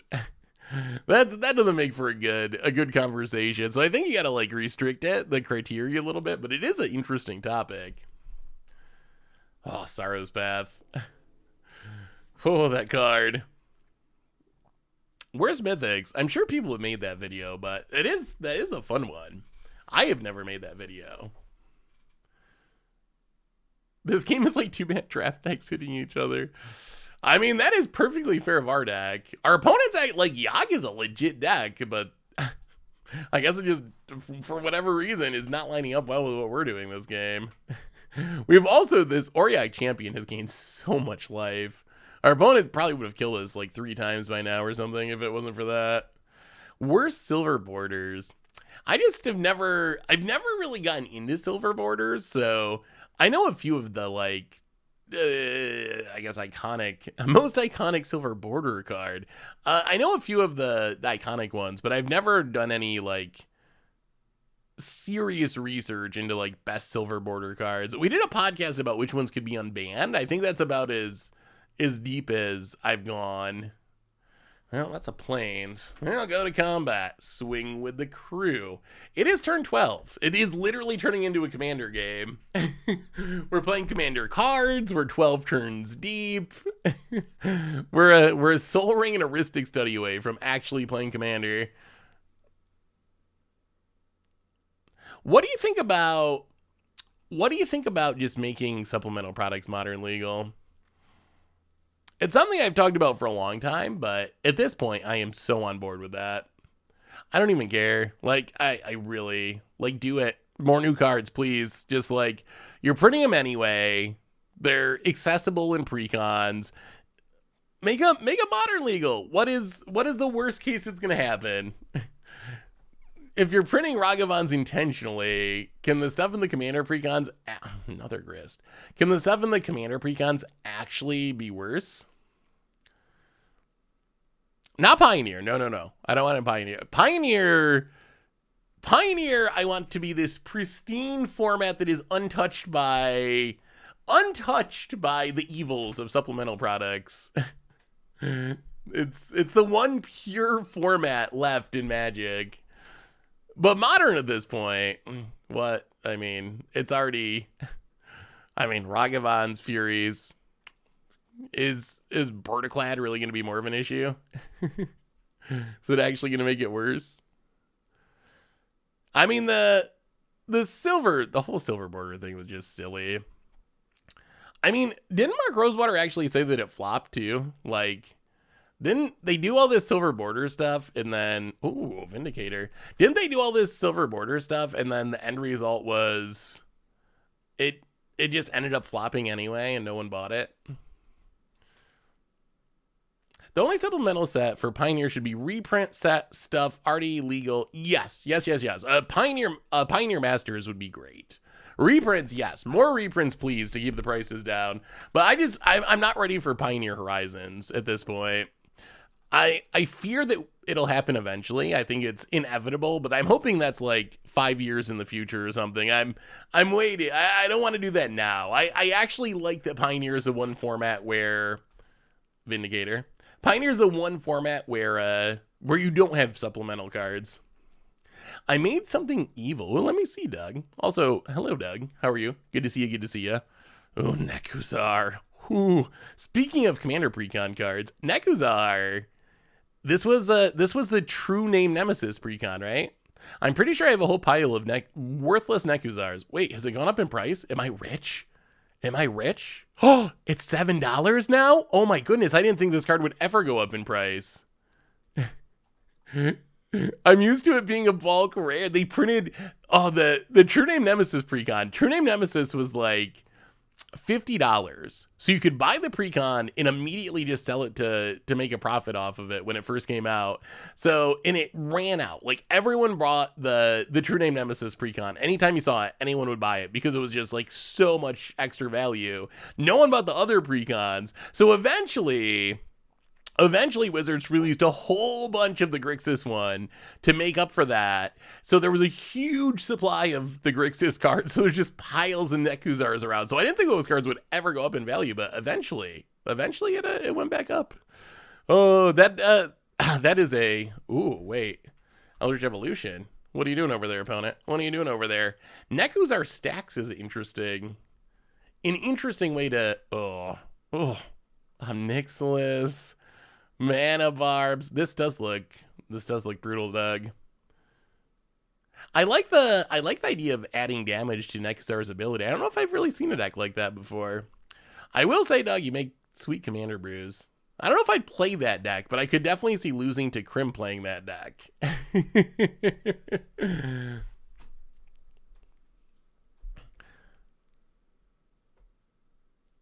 Card prices. How's the cat doing? The cat. That cat. So actually, you might know about this. You're essentially my vets, chat. Whenever I have an animal question, I come to you.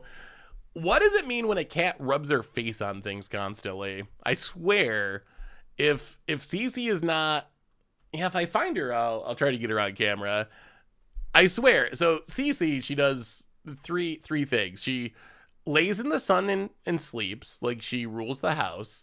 She meows and scratches me, or I guess needs, whatever it is, like, but meows and scratches me to get things that she wants, or she just rubs her face on anything, like any object. She does it to Bear sometimes. Bear will be sitting there and she'll just come up and just like rub her face against his nose and then walk away. She just like constantly rubbing her face on things. Wow, opponent has almost pulled off the impossible of timing out in game one. This has been the weirdest game. How many modern games go to turn 15? It's opponents. I feel bad for our opponent. They are 29 cards into their deck and they have 4 lands. Although I guess we didn't do that much better. Hey, what's up, Draith? How are you? Oh, it's called Bunt. So is it a normal thing? Like I shouldn't be worried about it. Like that's an okay thing. Oh, it's a marking territory thing. Oh, all cats do that. Your face would be all the time if you had whiskers with a wide diameter follicle. The most cat whiskers are. Oh, okay.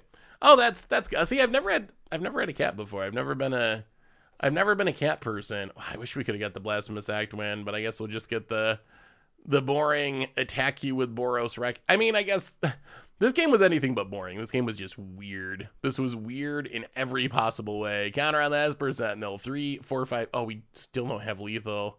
We are still technically 1 damage short. It is not over yet. We're going to turn 17. But do you love her now? I'm warming up to her. I'm warming up to her. Opponent will not give up. Oh, geez, this game will never end. I like her. I like C's. I do. I don't know if she's turned me into a cat person, but I think she's turning me into a CC person. I still don't think I would like go out and get a cat, but yeah, sometimes a cat chooses you and you make the best of it. I believe this is game 1, right? This has just been the longest modern game in the history of the format. Opponent blocks with endurance. Boros Reckoner will snipe the endurance. Will pass the turn. Opponent untaps. I know. This game's been great in like just the weirdest possible way. Remember like a half hour ago, our opponent played that Yogg and like couldn't use it for some reason, they said. That's what started all of this. If they had been able to activate the Yogg, I think they would have just won there like 20 minutes ago, but I don't know if I'd say our opponent's I think our opponent might be, maybe they're learning the deck in the format. I would go with that. I would go with their learning. Need more CC vids in picks. I will do my best. I will do my best to get more CCs around. Made my first IRL deck using the Boulder as my commander. Loves to blitz, multiple power and damage, and recursion. Ooh, that sounds sweet, Stream Rat. How have you been enjoying Commander so far? Commander is a pretty fun format. Well, I know people have been mentioning things. So I think this season of Commander Clash is gonna be a short one. I think the season that's currently going is going to end up being shorter than normal. So we're on episode, I think tomorrow's episode is episode 14 maybe. That may end up being like the last episode of the series. So no, well, yeah, Tomer fired again. No, Tomer to get fired. But Tom was able to come back and do the season because he was on maternity leave. His wife had a baby, so he was on maternity leave, but he's got to go back to work now. So Tom's schedule isn't going to work out to do more Commander Clash. So I think the plan is the season's going to end. There'll be a stats episode, and then I think there is going to be paternity leave. Excuse me. And then I think there's going to be 3 or 4 just random episodes. And then I think we're going to kick off a new full season around the beginning of June with kind of, oh yeah, sideboarding. We don't do that. Sideboarding. Who sideboards? Come on now. And then I think we're going to kick off a new season. A new season in the beginning of June is the plan, with a bunch of people returning and some new stuff that we're working on. So I think that's the Commander Clash overview for the time being. But yeah, hopefully Tom can come back and do some guest stuff now and then when he has the time. But will I be on the next season? I usually don't like to spoil stuff, but I am planning on returning for not the random episodes. So I think, yes. So there's going to be like 2 or 3 just one-off, maybe guests come in and do an episode or something. So there's going to be, to finish off the month of May, basically, 2 or 3 random episodes. After that, once we actually start season 15 in the beginning of June, I am planning on returning, yes. I'm excited for it. It's been nice to get a little break and be able to have time to work on other things. But, yeah, Tom had to go back to work, essentially. He was on paternity leave, and his paternity leave ended, so yes. A Commander Rookie episode. Ooh. Wait, what is Commander Rookie, Stone Rain?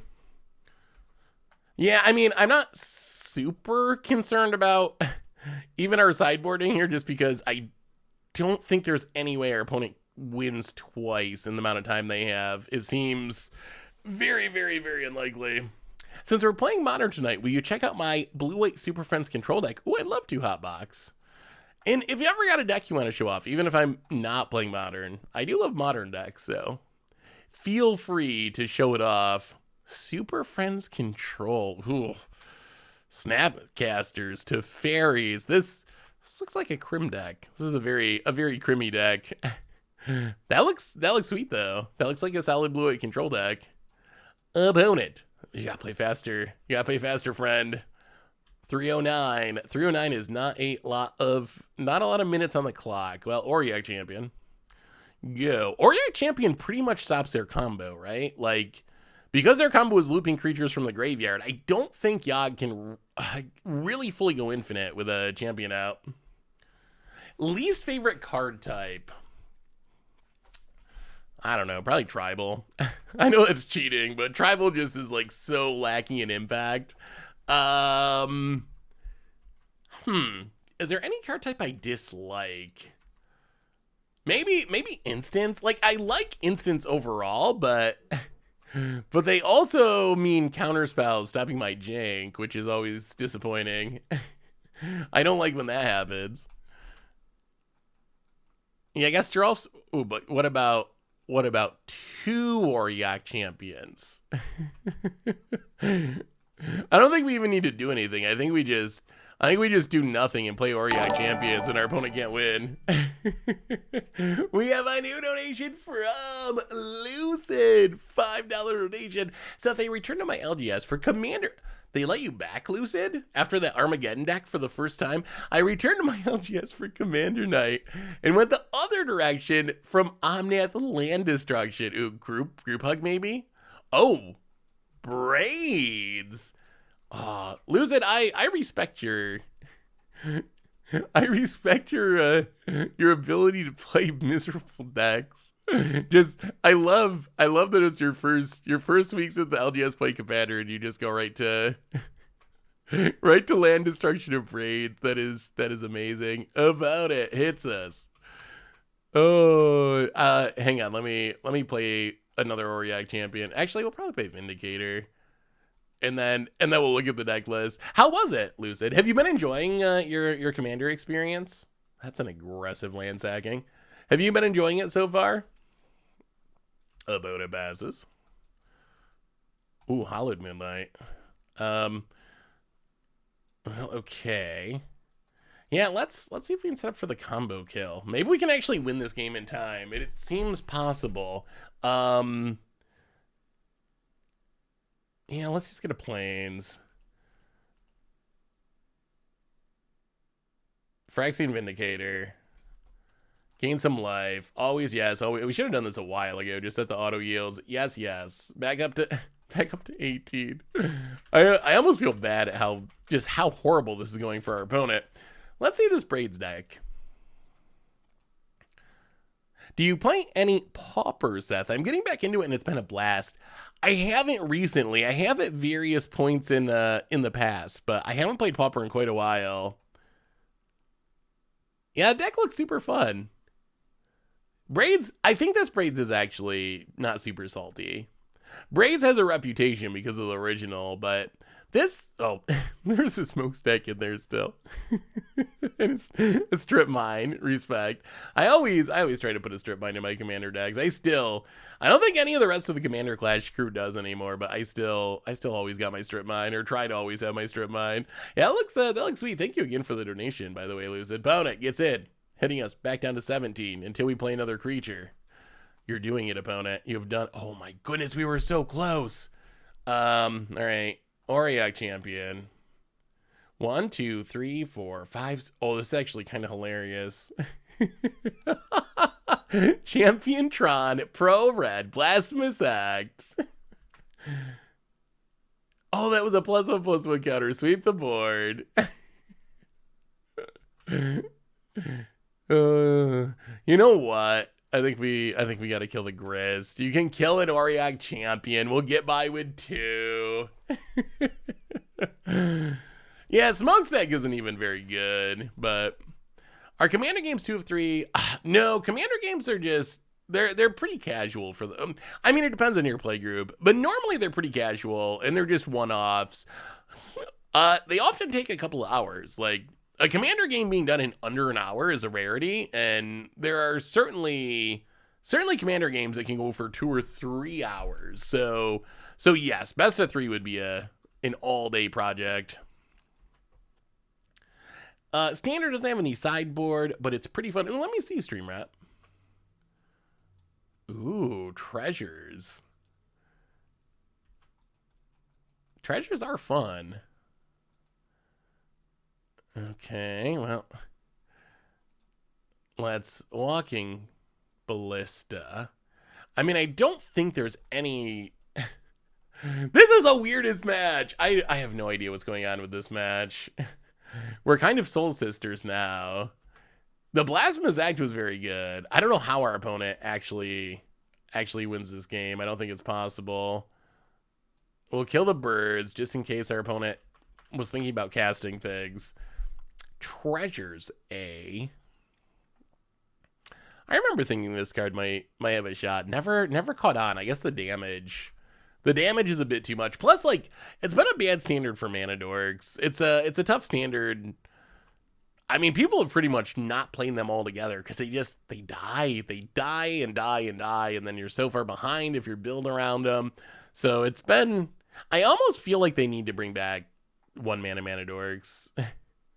I can't believe I'm saying this after it wasn't that long ago. We were like, oh, green is so overpowered. We got to do something to tone down green.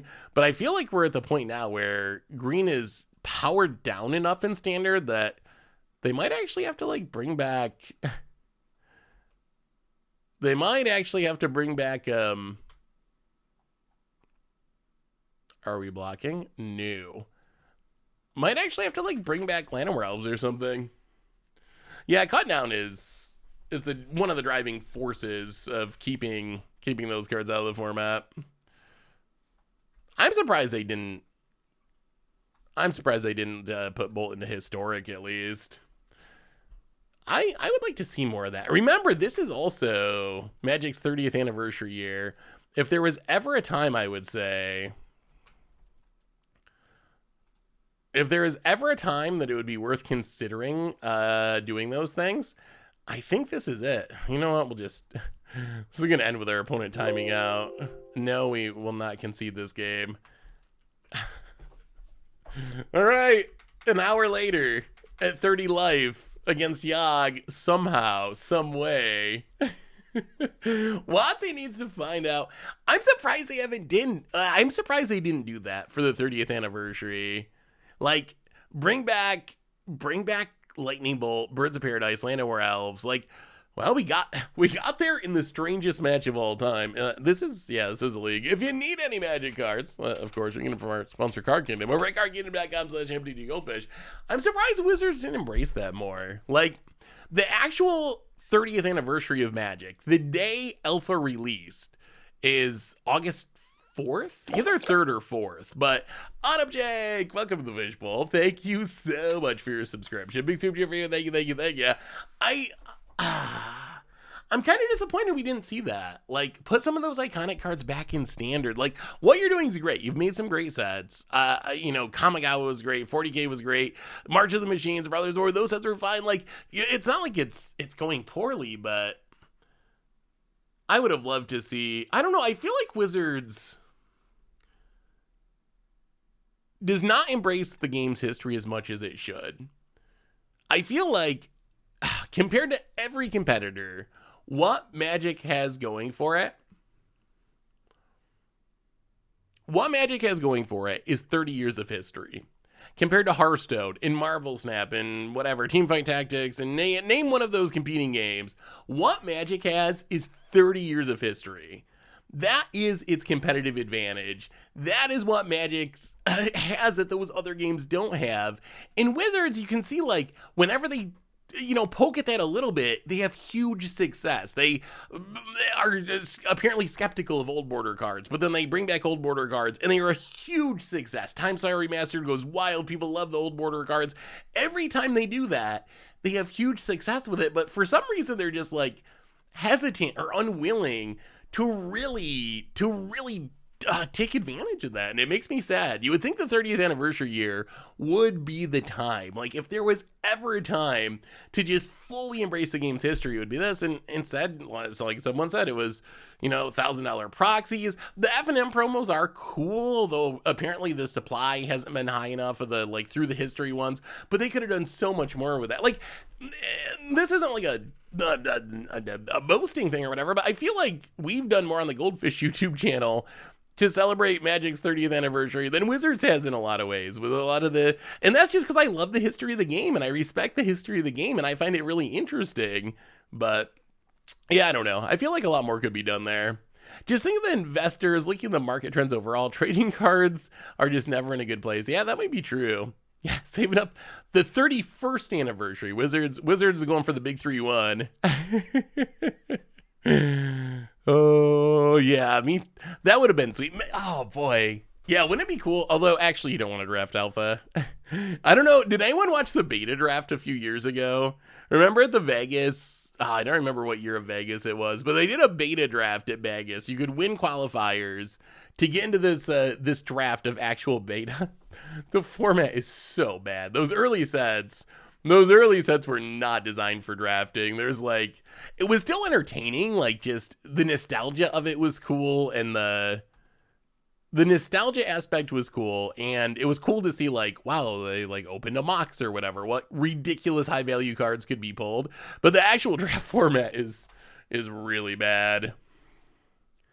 It was last year. No, okay, there was one last year, but there was an original one. There was an original one, 2018 maybe.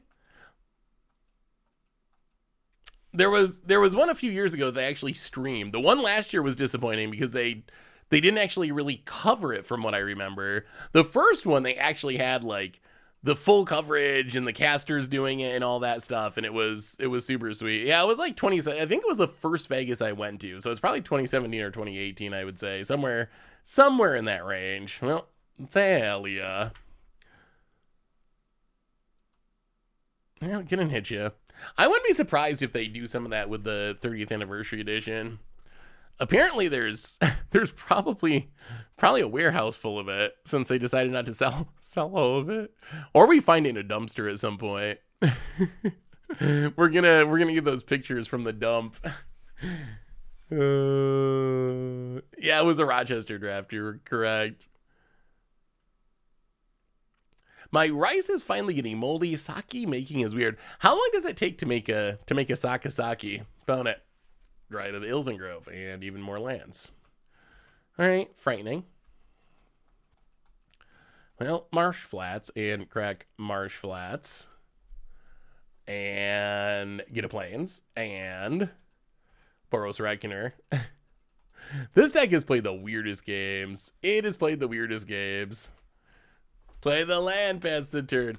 Look at those two decks. I think you may like them. They are so fun. Oh, let me see, Corneus. What do we have here? Quintorius Reanimator. We still haven't played Quintorius. I had a Quintorius deck all the way back to the early access event, and we haven't actually gotten around to playing it yet. Have you got to play it yet? This deck Quintorius. I'm very curious if Quintorius works because I like the idea of it. Yeah, this one does look sweet because I really do. I mean, the curve is a little bit worrying. That's a lot of expensive cards, but I mean, I guess we get Urgamon, so it's probably fine. But I like the idea. Omnath. Ooh, okay. Sure, that's fine. Yep. And a land to gain some life. At least it's not a fetch. Opponent passes. Land, please. Walking Ballista. Definitely not a land. Well, okay. Play a Ballista. And I mean, I guess we attack. If our opponent blocks, we lose a Boros Reckoner, but we get to kill the Omnath at least, that's something. That is something. Yeah, I like the Contorius idea. Let's see Convoke. Azurius Convoke. Ooh. I mean, this one, I'm still a big fan of the Invasion of Segovia plan. That reminds me kind of a twist of on that deck a little bit. Sun Gold Sentinel. Yeah, that one looks sweet too. Those are a couple of sweet brews, Cordius. I like them. Quintorius in Commander / Historic Brawl is stupid. It's all the best removal and spells, and you can use them over and over again. It's a nuisance for sure. Well, I haven't even tried it in Commander.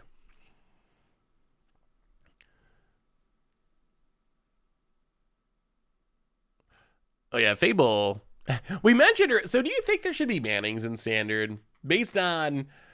It's such a weird scenario with current Standard. So on one hand, I still enjoy the games in Standard. Like, it's pretty lacking in diversity as far as like the best decks in the top of the meta. Like, that is definitely true. It is definitely lacking in diversity, but the games are usually like long and interesting. So it's like kind of broken in a very fair way, if that makes any sense. Like, there's one thing that's better than all the other things, but that thing is like a very mid-rangey deck that leads to long games, and it's not like you're getting comboed out on turn 4 or something.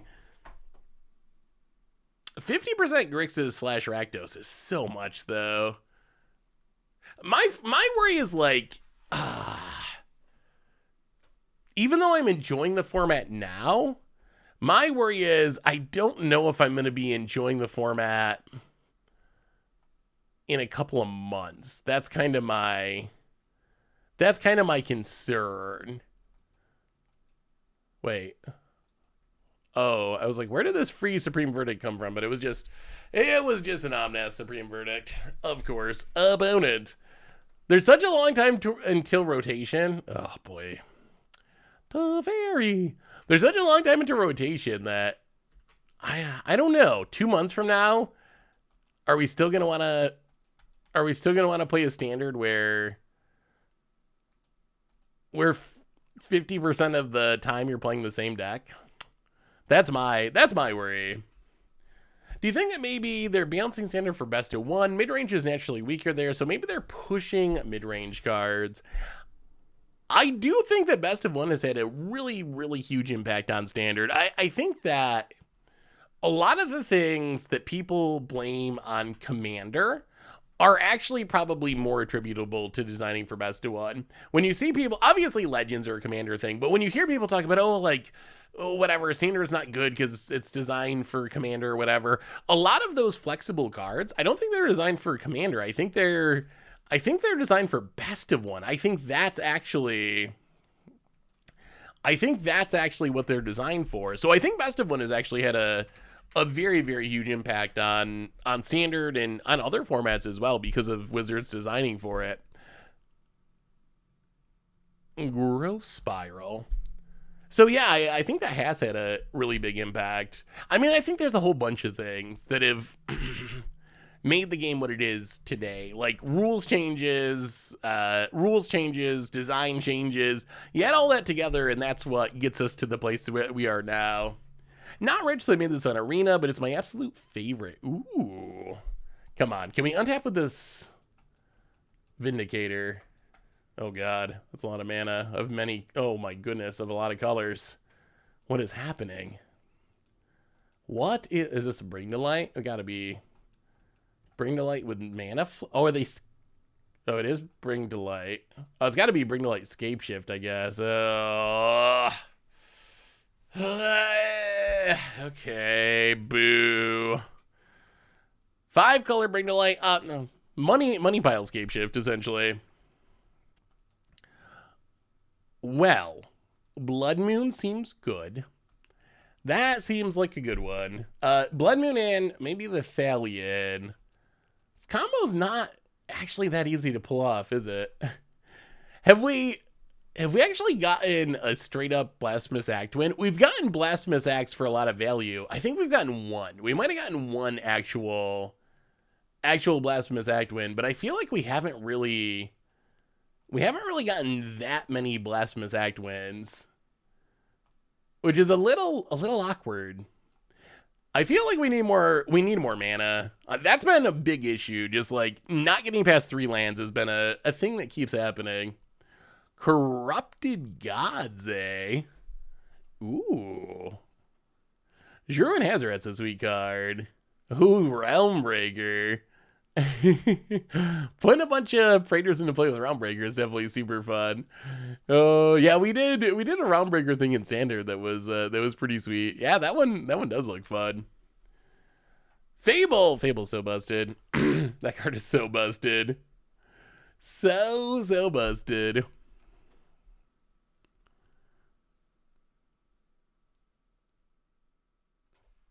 Mana Tithe to spike the Bring to Light. I don't know if we can bring it in against Teferi, though. That's a problem. Teferi's just so good against counter spells that I don't know if we can actually afford to bring in a counter spell against a Teferi deck. What do you think is the most busted Magic card of all time?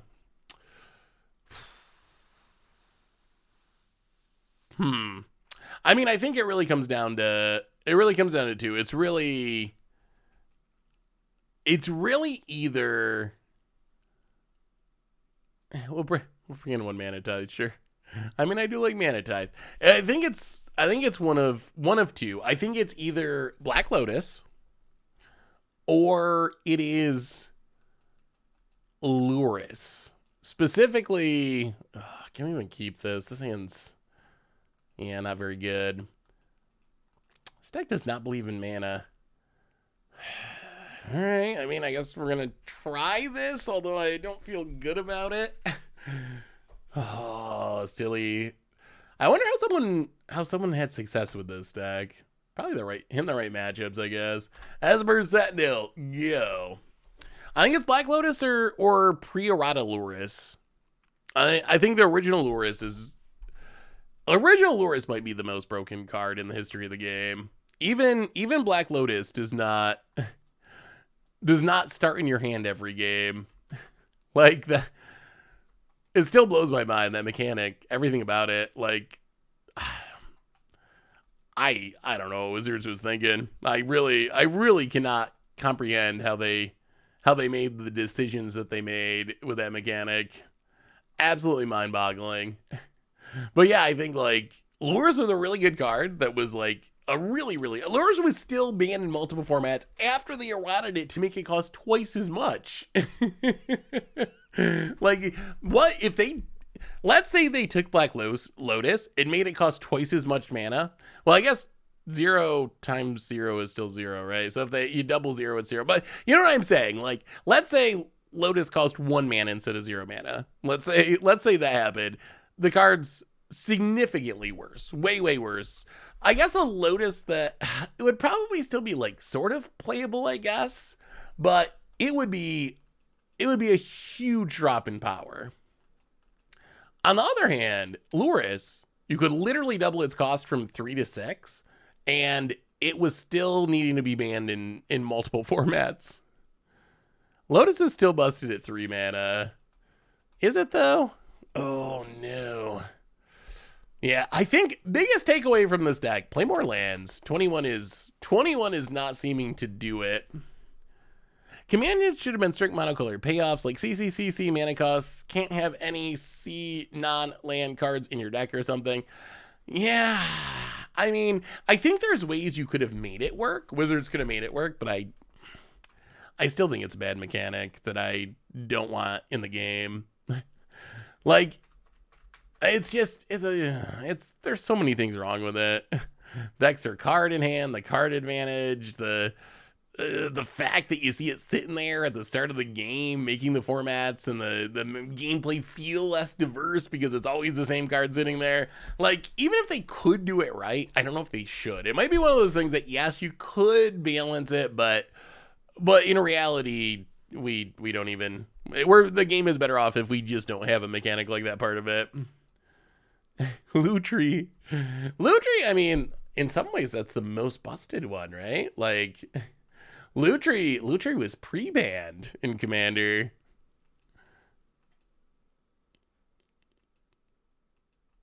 They can make a companion with ETB lose the game and people would still play it. Hey, good with Torpor Orb. I will Tails End it. Totally worth it. Totally worth it. Oh yeah, this one is just not an actual game of Magic because we are not able to draw lands. Opponent pays. Well, okay. Oh, it's only indestructible? Yeah. I mean, this game's just over anyway. Well, we can try some Urbrask and Taxes now that we did some Boros Egg. So what do we learn about this deck? It's like functional adjacent.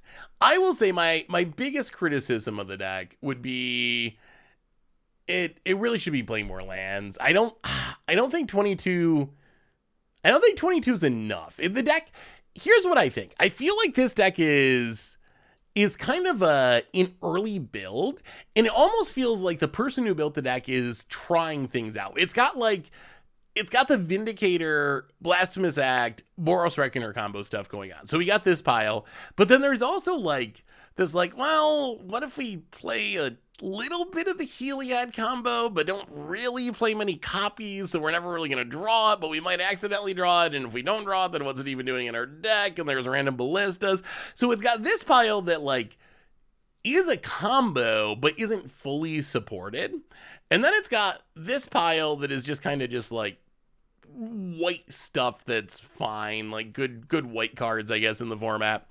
So I kind of wonder, do we need this pile? We didn't see Walking Ballista be good. We never really assembled the Heliod combo. There might have been once where we could have done it if we had focused on it, but I'm almost wondering if you just drop this pile, you add some more lands, and then you have some extra slots where I don't know what the best option is. It would be hilarious to play Stuffy Dolls and Brash Taunters or whatever.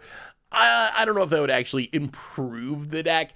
I like Thraben Inspector quite a bit, just to cycle through the deck, being able to find our pieces, maybe some tutors. So I don't know. I feel like the deck it's close. It's close, but it certainly needs more lands. 21 is just not really gonna be consistent enough, I don't think, to actually win consistently.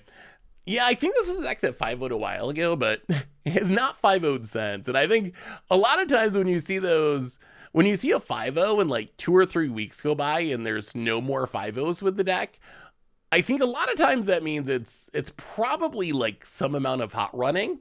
So could this deck 5-0? Sure, we went 2 and 3 with it, but it could definitely 5-0. It's definitely possible if you just kind of run hot. You don't have the mana trouble that we had in some of our matches, because we played some really absurd matches with it. So hey, welcome to the stream, Brett. Thanks for stopping by. Definitely appreciate it. But anyway, so I don't know. I think the deck it's worth exploring. I think it's worth exploring more in the future, but could use some tune-ups. I think it's an early brew that someone's trying to figure out how to make it work, and I think it can be improved along the way, but the idea is pretty sweet.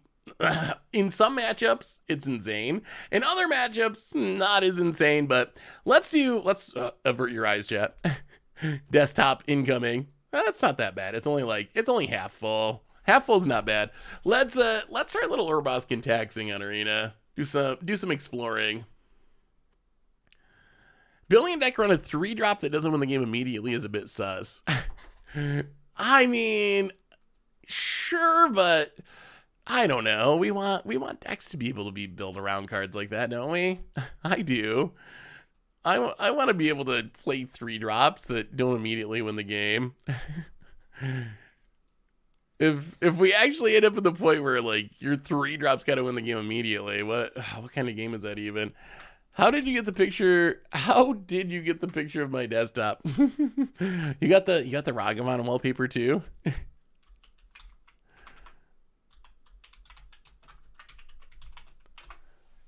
When are you playing Completed Planeswalker Tribal? What is Completed Planeswalker Tribal? I know I know someone had asked about that before. Maybe it was you. What is completed Planeswalker Tribal? I feel like I'd have to do some researching. Like, his idea you would play planeswalkers that are completed. Are there still completed planeswalkers? Are there even planeswalkers? Is it too late? Do we miss our chance because now they're all legendary creatures? Oh, like the ones that actually have Phyrexian mana symbols? What planeswalkers actually? We'll do Urabasting Tax in just a minute. What planeswalkers actually are completed? So you have Jace Perfected Mind, you have Vraska, you have Jace Perfected Mind, you have Vraska. There's Tamiyo somewhere. 1, 2, 3, 4. I see. So just kind of like Phyrexian Super Friends. The flavor's cool. I like the name. I like the idea. I guess we probably should have done it like a few months ago when Planeswalkers existed. Kira Ashmore for the 74th month. Welcome to the Fishbowl. Thank you so much for your subscription. Big super for you. Thank you. Are there any standout cards from Aftermath you're excited for? Hope you're doing well with the new set. Hey, thank you, Kira. Yeah, there's some cards from Aftermath that I'm pretty hyped for. Where's this deck? I think the 2-drop humans are really good. I'm excited to build around Nixilis. There's some fun, like, interesting build arounds. Nissa, I think, can be really good in the right deck. And then there's some good, just, like, solid filler cards, like decent removal. The instant, like, Sun Titan ability regrowth thing, I think, is just, like, a pretty solid card. So, yeah, there's definitely some sweet cards in this set. Did I not actually upload this deck, or am I just looking... Am I just straight up looking past it? All right, we'll just import it again. Maybe I didn't actually import it. I think I did though. I must have. Well, whatever. All right, Urabraskan Taxes. Take 2. So you might remember a while ago, I think it was actually for Against the Odds. We did Against the Odds Urabrask. And the idea of the deck is to, well, you kind of lock your opponent with Urabrask and Drannith Magistrate. Urabrask makes it so your opponent's draw step goes to exile instead of their hand, and then Drannith Magistrate makes it so your opponent can't cast cards from anywhere but their hand. So that's kind of the main synergy of the deck, and then you build off that with like Elite Spellbinder, puts cards into exile, Soul Partition, puts cards into exile, and then you just got general taxing effects like Thalia to slow things down, Scrowl's another newish addition, but the big new addition to the deck is another synergistic piece for Drannith Magistrate in Invasion of Gabakon. Invasion of Gabakon, essentially Elite Spellbinder, but on a battle, and then you flip it and you protect your team. So that is a plan of the deck. So that's essentially the goal. And then you get some like land destruction and Field of Ruins and whatnot. So I really want to give this deck a try. I remember the deck being super fun when we played it before. It's a little staxy. I could see Uristrax. No flip Norn. Should we flip Norn? Do we have the ability to do anything with it? Let me read Elish Norn and think about it. Elish Norn. So as your opponent controls deal damage to you, blah, blah, blah, blah, blah. They lose life. You can potentially flip it. I mean, I guess we could cut a... cut a Planeswalker for it. I don't know. I don't know if Elish Norn would actually be good. There's a Soulless Jailer in the sideboard. The problem with Soulless Jailer is it's pretty limited. It only hits on non-creature spells, so a lot of spells it doesn't interact with really at all. So I think that it's, well, I don't know. We'll see. Well, let's try a couple games and see. Let's see how it feels. I'm skeptical of it being good enough in the main deck just because if it was another Drannith Magistrate, yes. Excellent, awesome. Should definitely have it in the main deck. But only hitting non-creature spells a little sketchy. There's no Emrakul, unfortunately. The best we got is Sanctuary Warden. I mean, I guess you can get Little Emrakul, but Little Emrakul's not that... Actually, not... I don't know if Little Emrakul's better than Sanctuary Warden, actually, coming down off Nahiri. Just because it doesn't annihilate or anything, so it's just kind of like 13 damage. At least Sanctuary Warden, you get it, you draw a card, you hit for 5, goes back to your hand, you can recast it, presumably. So I think that's the plan. Still better to have redundant Dran. I mean, if it was a Dranith, yes. I just feel like it's not. I feel like it's not a Dranith, so that's why it's not worth it. It's like too far away from being an actual Dranith Magistrate. Because creatures are just like a big chunk of a lot of decks.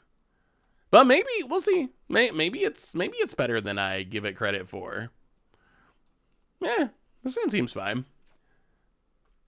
You don't want to put the White Invasion Protection. Wait, what card are we talking about? Hey, Seth, there's a decent budget deck there. This version's probably not optimal. Ooh, some Sorens, eh? Yeah, we played a Sorin Galta deck in a Vampire Shell that was pretty sweet. Like, Sorin putting Galta and Mavrin into play, definitely very powerful.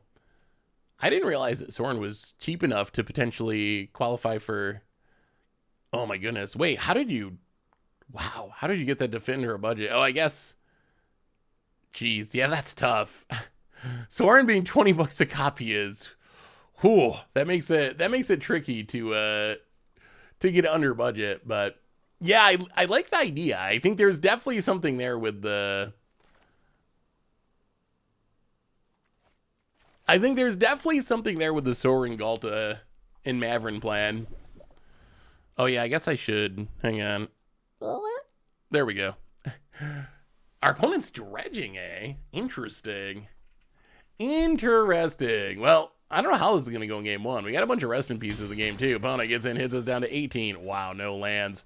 Well, we will play the land. We will play a Dranith Magistrate. The locks are being set up. Skrelv is another big addition that was not here last time we played the deck. Like, Skrelv being able to protect our Dranith Magistrate, really, really massive deal. Yeah, we don't even want to kill your Stitcher Supplier. We will take the beats. Opponent passing. Well, untap land. Elite Spellbinder. Basically a real... Wow, that hand is horrible. I guess we take a Secret Keeper. I don't even know. That hand is not looking great for our opponent. Get in with a Magistrate. Hit ya. I mean, once we get to Urbrask, it's over. We got the Skrelv protection. It is pretty much over. The deck list is very inspiring. I think I will make a budget Is It tempo deck with Legendary Shredder now. Opponent. Yeah, we already played some Blasphemous Acting, so we're just doing a little Urbrask and taxing. Now that we did our Modern League. Well, get in with the Spellbinder. I guess we just got a Fable. See if we can get to this Urbrask. I remember this deck actually being like kind of good. We went 2 and 3 with the Blasphemous Act deck. It can get some wins. It can get some wins. It can also get some losses. We learned that it can do both. We probably don't need Soul Partition. Well, play the land. All right, we'll kill your Stitcher Supplier. Oh, yeah, I was thinking about this. So over the weekend I went to see my mother, and she made tuna noodle casserole. I don't know if that's even a real thing, but it brought back childhood nightmare. It was like probably my least favorite meal of all time. Like, oh my goodness, is it just, oh, it is the worst. I don't even know how to describe how much I hate tuna casserole. But that got me thinking, what is the worst food you had to eat growing up? Was there anything that Was there anything that you just could not stand? It was tuna noodle casserole, essentially, which I guess is like tuna fish and noodles and who knows what the casserole part is. Scalloped potatoes, really, I don't mind scalloped potatoes. Scalloped potatoes I don't think are that bad. Hamburger. Liver. Oh, I couldn't get myself to do it. I knew people who would eat like liver and organs of animals just the thought of it kind of grosses me out. I guess I also didn't grow up eating that stuff, so maybe that's part of it. Maybe if I had it, I would think of it differently, but boy. Hoi, oi, oi, oi, oi. Opponent blocks and blocks. Stuff dies. Stuff gets milled. I mean, everyone hated broccoli as a kid, right? Fried bologna. Crayfish stock. Wait, what is stock? I don't know. I'm not sure what that is. Brains and wait, was that a real thing you had to eat? You had to eat what animal's brains do you eat? Or did you eat? I don't think I could get myself to do that either. Organs and brains. Organs and brains I just don't think I can do. I hated Brussels sprouts till science engineered them. Wait, did they actually make them taste better? Is that a thing? Wait, why don't they do that? Couldn't you just make vegetables taste good? What if vegetables tasted like M&Ms? Then people could be healthy and happy. And someone's gonna make a ton of money off of it. That sounds like a win-win. It's a real thing. Years ago, Brussels sprouts used to be really terrible tasting, and bitter. The bread out of the bitter. Huh? Interesting. Chicken with raspberry dressing. Wait, that was one of your least favorite? I kind of like chicken.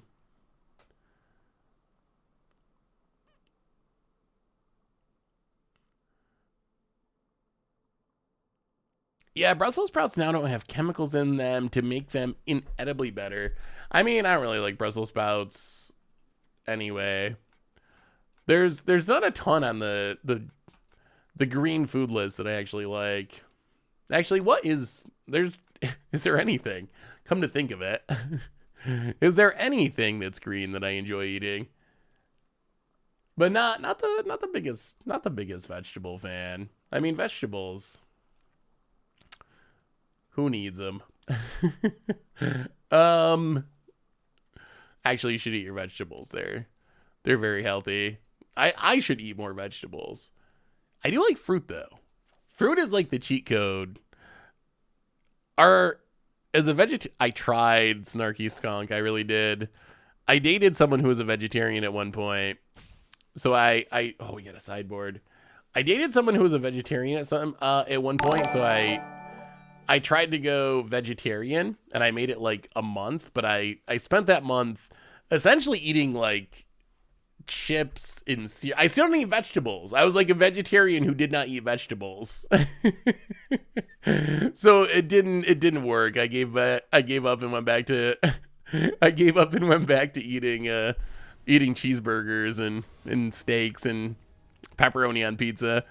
Lucid with the $3 donation. Do you remember the Your Deck Tribal Sultai deck from Standard ages ago? I think the new Dina in the Convoke sub-theme is another way to play a ton of cards of Mnemonic Betrayal with the Stormgeld. Ooh. I do remember that deck. I had not even considered the idea of trying to do it with Simone and Dina though. Oh, that's a fun idea. Mnemonic Betrayal is a super fun card. That is just a cool card. Oh, I remember I was so high on Titansness when Ikoria released. I think if you go back and watch Ikoria like top 10 video, I'm pretty sure this was my #1 card. That was also, in my defense, that was the era of mana doubling when like Wilderness Rack, Fires, like so many cards that doubled your mana were around and they were all like breaking standard. So I saw this and I was like, oh man, like it's easy to get cards in your graveyard. This is almost another mana doubler. Like this card's gotta be busted. No, it was not only not busted, I don't think anyone ever played it. It was so fridge. That looks sweet, though. Beef tartare. Beef, I don't even know what that is, but America has great vegetables. Scientifically, fruits and vegetables don't really exist. They are culinary terms more than science terms. See, I knew I was justified in not enjoying vegetables. They're not even real. I like the way you think. I like the way you think, Muffins. I would like to subscribe to your newsletter, please. I will take all the anti-vegetable propaganda you have. Vegetables aren't even real. Beef tartare is raw beef mixed with raw eggs. I don't know if I would. I don't know if I'd like the raw egg part. Raw eggs is a little gross. You always see, like, have you ever just drank a raw egg? You always see it in like movies where someone is like trying to like get buff or whatever on like TV. They're like, actually not really. We didn't really get to play much Magic. Someone's trying to like work out and get buff, and they just like crack a couple eggs into a cup and just like gulp them down, and then they go like, oh, work out at the gym or whatever. Have you ever actually done that? Is that a thing that actual people do, or is that just a movie thing? I imagine that just like drinking a raw egg would be incredibly gross. It seems like it would be very gross. Yeah, that's real. I used to do it before protein powder was big. Is it gross? I mean, I don't get anything about. I actually don't have anything against raw eggs, because I know they always say like if you ever make cookies, you're not supposed to eat cookie dough because the raw eggs could kill you. But I don't know. Cookie dough was something we always ate growing up, and we all survived. So I'm not like super worried about the raw egg aspect. It just seems gross. Protein powder did basically kill the raw egg drink. Aw. Well, I mean, that's probably a good thing. Come to think of it. Yeah, because sometimes you got to risk it. Like, live or eat cookie dough when it comes down to it. If you're not eating cookie dough, are you really living? So, I ate raw eggs for school project, and it's not all that pleasant. Wait, some MMA fighters also drink their own urine? Really? Are they like trapped under a boulder in the wilderness and trying to survive, or just for fun? I could see, like, if I was stranded in the wilderness and have no other choice, okay, like I would probably get to that point eventually, but just as a general habit, that's worse than the eggs. It's not their urine. All right, well, take all the glitters for now. That might have been wrong. Might have been better to take the ossification, because now they can ossify the Draenith Magistrate. About it. Maybe they don't realize how this combo works. Okay, ossification. No, they do. Opponent did realize, and they go to combat and they get in. Ooh, this matchup might be tricky. That's a big favorite Hoplite that's about to get bigger, and we can't really deal with it. A Skrelv A. Well, play the land.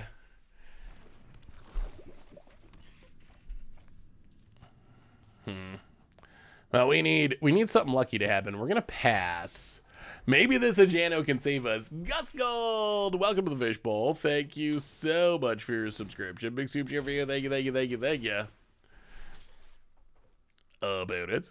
Getting in for 7. Ooh, this. Okay, let's see if we can do this correctly. Full control.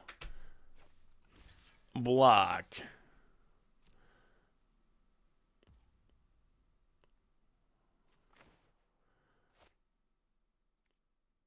Wait, oh, it has... Oh, it's the first strike one. Oh, yeah. All this full controlling for nothing, yeah. Okay. I thought we had a sweet line, and we do not.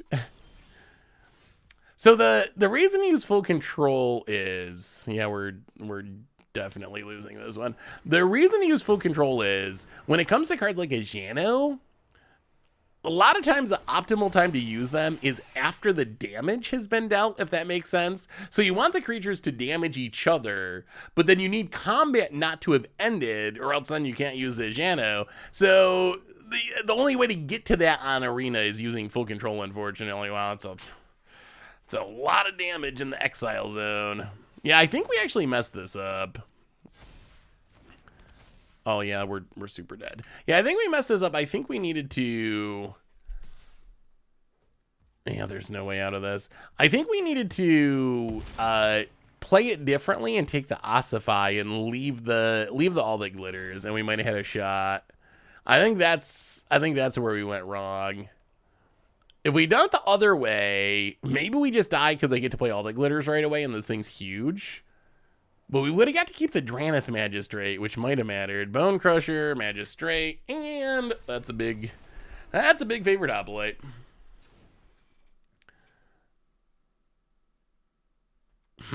How do we deal with this deck? Temporary Lockdown seems not bad.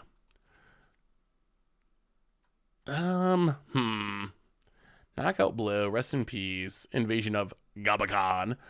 Maybe something like this. That's probably fine. Oh, we did a Blasphemous Act, a league with Blasphemous Act in Modern, but we finished the league, so we decided to try a couple games of Urbrask and Taxes, since we didn't have time to do another entire league. I guess I should update the stream title, perhaps. Hang on, I can fix that. Let's see.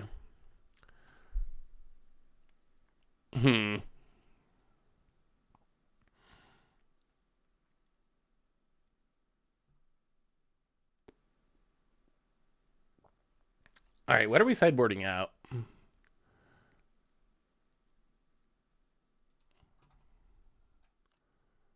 What are we taking out? Is anyone going to the MagicCon this weekend? Is anyone in Minneapolis? So this is the one I'm not making it to. I guess Fable's kind of slow. I guess even like Nahiri Sanctuary Warden's kind of slow. Let's just run it like that. That's probably fine.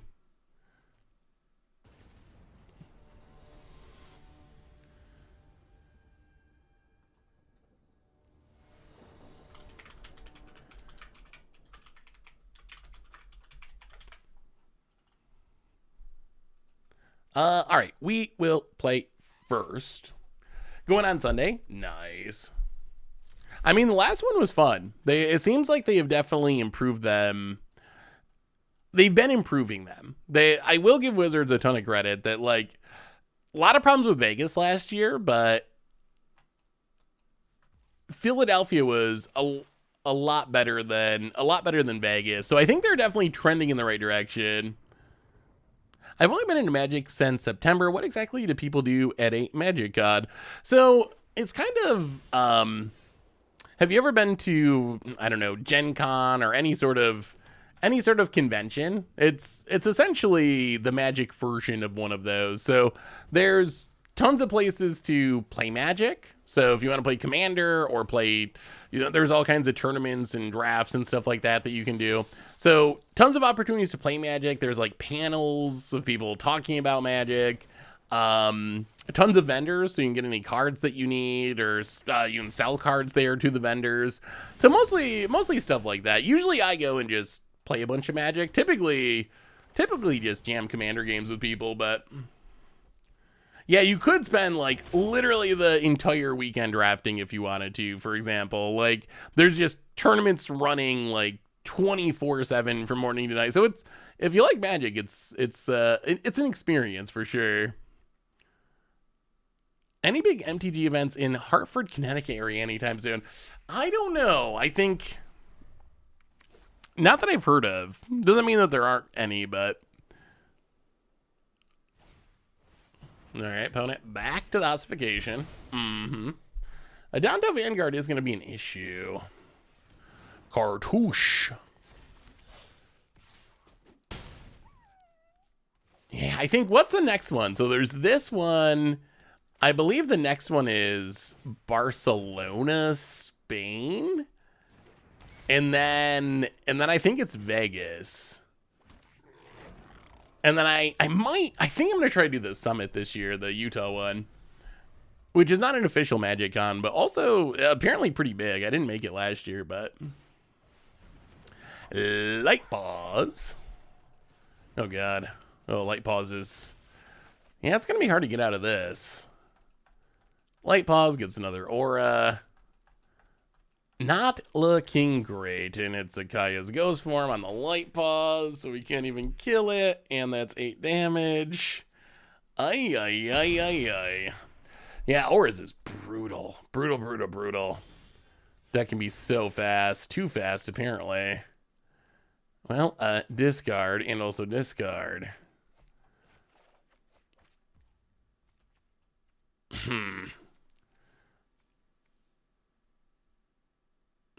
Is there any way of winning from here? Is it even possible? Well, let's go to combat. Get in with a goblin. I don't know if it's just bad luck, but I feel like the only thing I'm playing in Standard is either a Tally or Esper Legends. You play in a best of 1 or best of 3? I know they just released the... They released the metagame for the Pro Tour that's this weekend, and it is... It is...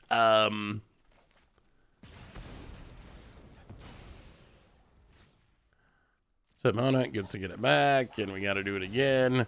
So we need our opponent to have literally nothing. If our opponent has literally nothing, then we survive the turn. That's asking a lot. They released the meta for the Pro Tour, and it is incredibly Grixis and Rakdos and Esper heavy. So I guess that makes sense. Italy shows up in those decks. Like some of the Rakdos and Grixis decks are more reanimatory, and some of them are more all that work to kill a light pause, and they got another one. Opponent goes attacking, goes attacking. Oh, I guess just kidding. I guess we're just dead anyway. All right. Well, that wasn't even close.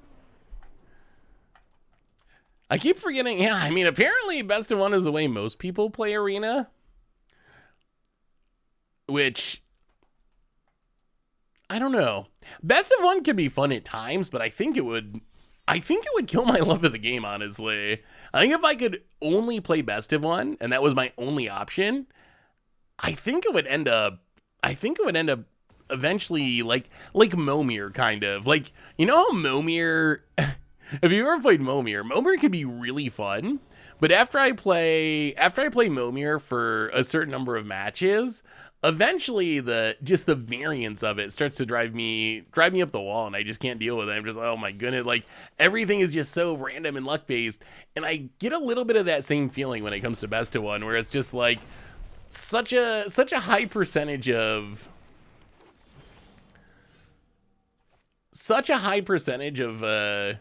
the game seem to be like so influenced by like who wins the die roll or whatever, that it ends up driving me crazy after a while.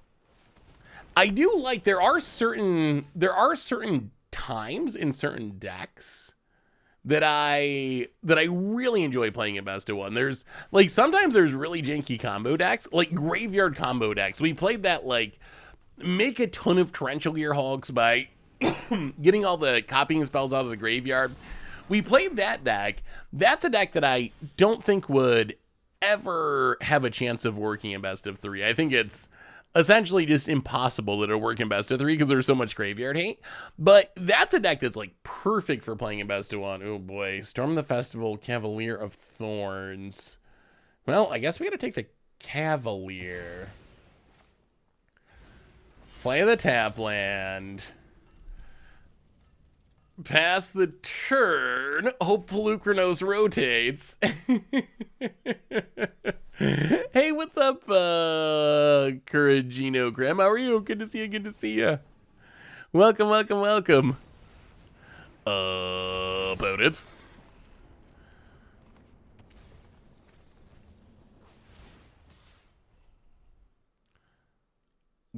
Wait, they just drew oh, they just drew another one? Oh, okay. Uh-huh. 1, 2, 3, 4. So they're still gonna, well, all right. Oh, this doesn't feel great. Yeah, Mono Green Devotion's really good. Well, take the Storm the Festival, play the Soken pass the turn. Quitter! Welcome to the Fishbowl. Thank you so much for your subscription. Big soup for you. Thank you. How is LARPing? I've never LARPed. I don't know if I like it. I never really have that much fun when I do things where I have to act. I always hated, like, you ever have to play Cascades? No. Cascades? Is that the name of it?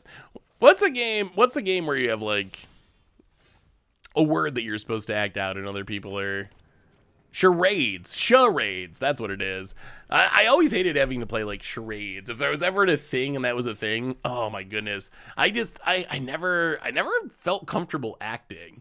I'm super comfortable, like, being on camera and just, like, talking and being me, but if it comes down to, like, having to act, you can probably see that if you go back on the YouTube channel. You can see the D&D series, Timeless Voyage, I think we called it, from like a while ago. I'm just so bad at it, or I feel like I'm bad at it, and because I feel like I'm bad at it, yeah, it's just too much beef. Because I feel like I'm bad at it, I never have fun and enjoy doing it. But I've seen other people who like who love LARPing. It's like their favorite thing. Well, so I guess we got to eat the Pelucranos. I don't know if there's any way we can get through this. So we eat the Pelucranos. We flip the Gabacon. Oh, and we shame scoop because we have a Thalia. Oh. You should have told me that earlier, Renabapa. Where were you 30 seconds ago? But you're the best actor on Commander Clash.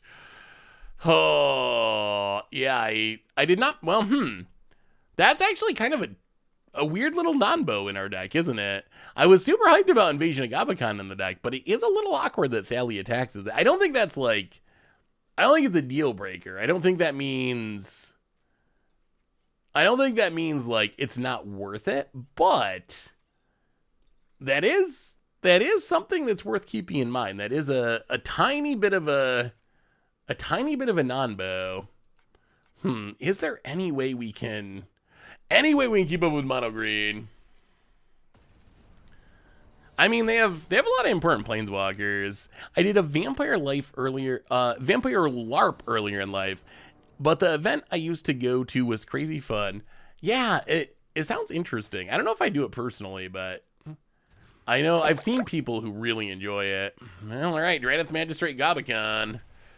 Living our dreams, hopefully. See how many mana dorks our opponent has, but Magistrate's what we want. That locks down with the Gabacon opponent. No mana dork. All right, has a mana dork. Well, play the land. Gabacon. Get it out of here. Quarkshaft, welcome to the Fishbowl. Thank you. Oh, 2 of them. Thank you so much for your subscription. Big soup cheer for you. Thank you.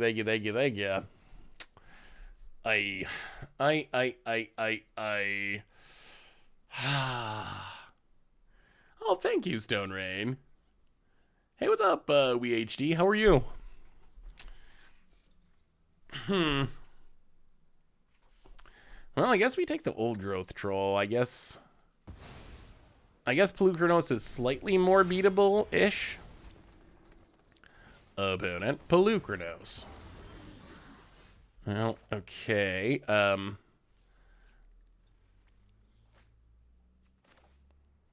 Play the land, Fable the Mirror Breaker.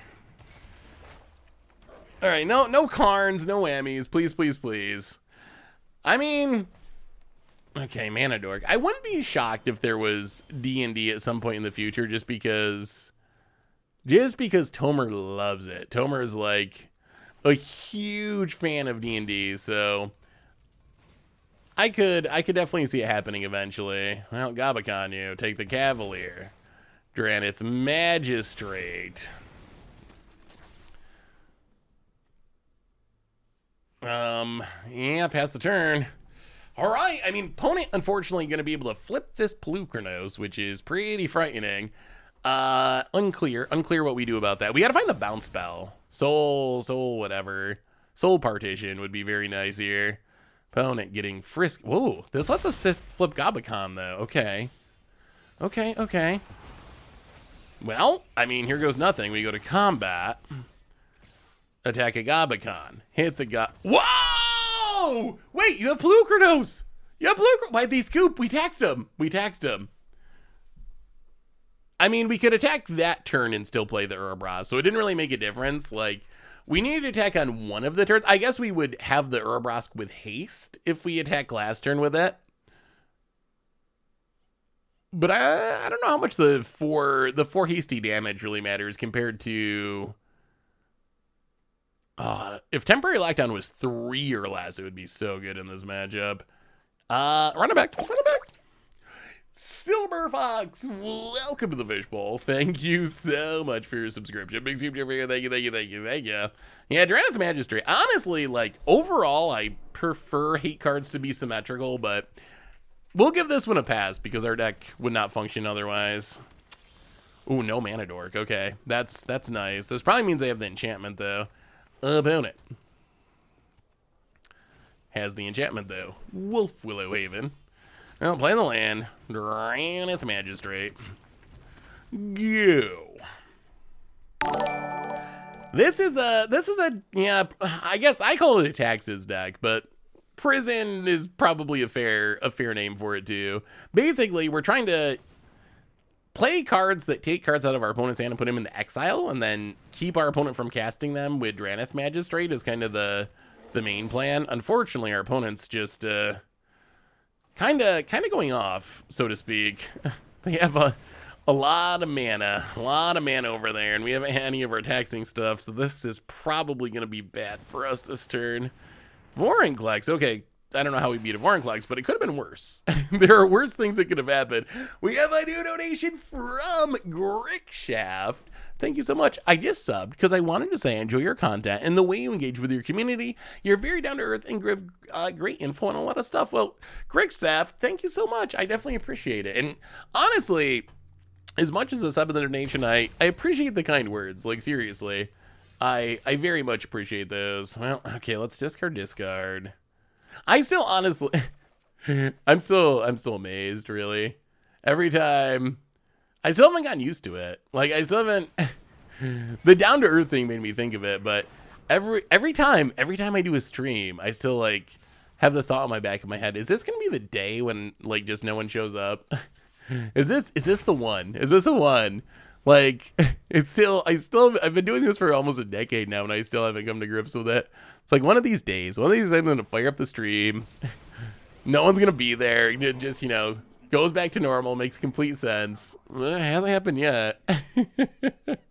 I know. I wasn't trying to fish for compliments at all. So, but thank you, Lucid.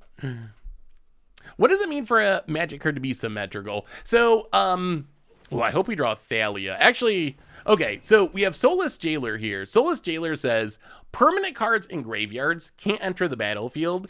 Players can't cast non-creature spells from graveyards. So the way Soulless Jailer is worded, we can't have cards enter the battlefield from our graveyard, and our opponent can't. No one can do it. So it's a symmetrical effect that impacts all the players. So it's going to hate on everyone.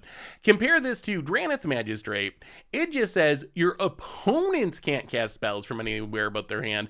If this was symmetrical, it would say players can't cast spells from anywhere but their hand. So we would also be getting taxed by it. So traditionally in Magic, for the most part, like over the long term, or in the early days of the game, I guess is the way I should say. Over the early days of the game, most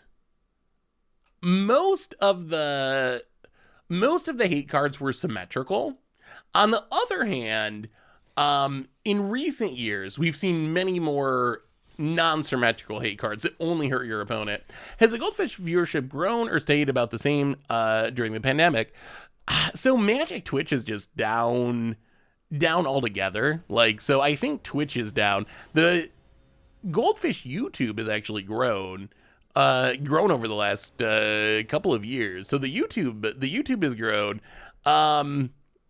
Twitch though, I don't think it's that the Goldfish Twitch has gotten less. It's just, if you look at the overall Twitch stats, it's really that, like, there's just many fewer people overall watching Magic on Twitch compared to, like, there was a big boom when Arena came out. Like, Arena came out and that brought in a ton of people that were interested in Arena. There was also a ton of streamers that came in because of that. We had like a bunch of big Hearthstone streamers that came in and started streaming Magic and doing all that kind of stuff. So there's a big boom for Magic streaming right when Arena released, and it's just kind of like slowly faded since then.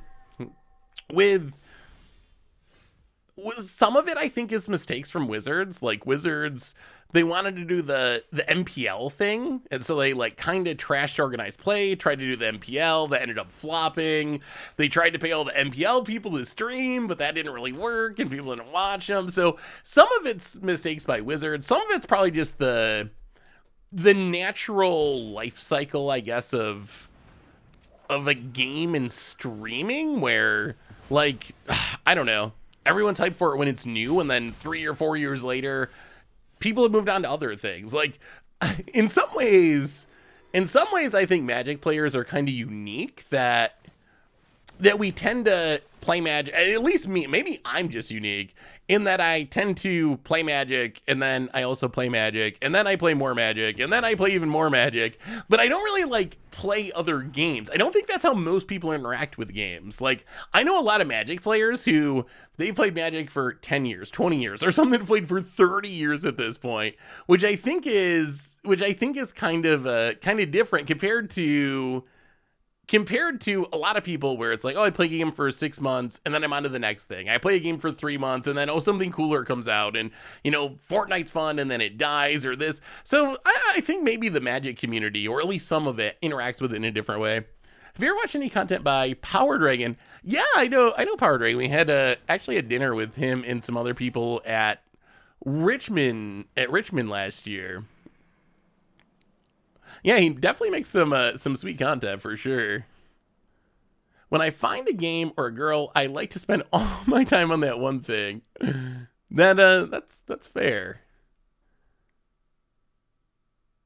About it. How much better would Spellbinder be as a 1/3? So there's a spell pierce we gotta worry about. I mean, in this matchup, it would definitely be better. This Magistrate's actually going to be decent here. At some point, we're going to have to get rid of this. At some point, we're going to have to get rid of a lot of this stuff. Our opponent can tap down our blockers, hit us. They can draw with Spectral Sailor. There's a spell pierce still. Here comes the Mutavault. About it. 1, 2, 3, 4, 5, 6, 7, 8. And there's a Mausoleum Wander. Ay. About it, gonna hit us. Sure. Down to 12. And what do you got? Oh, more Mutavaults, okay. I'll play the land. How do we do this? How do we not die here? What do we need to kill the most is the question. So we can play Gabakon. We play what is the line? So it looks like MagicCon is this weekend. It's actually not that far from me. Do you know anyone that may be streaming content from it? So I know Grickshaft. If you do go to the MagicCon, I don't know if you watch the Goldfish YouTube at all, but Crim's going to be there. He's doing some game night stuff and other stuff, I believe. So Crim will be there. There's so many people are going to be there. Like, the MagicCons are the big ones that a lot of people go to. As far as streaming from it, I don't know about anyone streaming individual stuff like this, but I do know the MagicCon also has a pro tour, and all right, we're gonna play Urbrask. I don't know if this is correct or not. We're gonna run it out. They can tap down 2 of our things. This locks our opponent out of drawing cards mostly. Oh, we're either just gonna stabilize or we're just not gonna stabilize. But the Pro Tour will start streaming tomorrow. So if you feel like watching competitive Magic with a lot of Grixis and a lot of Rakdos and a lot of Esper, that will be going on. Opponent taps us. 1, 2, 3, 4, 5, 6, 7, 8, 9, 10. I mean, we're not literally dead. We have a spell queller back to block. This is going to be super close. So the synergy here is Urbrask says that the next time you draw a card, it goes to exile instead and you can cast it this turn. And then Drannith Magistrate says your opponents can't cast spells from anywhere but their hand. So essentially, our opponent skips their first draw each turn. So unless they have an extra way to draw cards like the Spectral Sailor, for the rest of the game, our opponent isn't allowed to draw cards. So if we can stabilize, which we'll see if we're able to stabilize, it's going to be close. If we can stabilize, we essentially win because our opponent's not going to be able to draw any more action. Opponent goes attacking.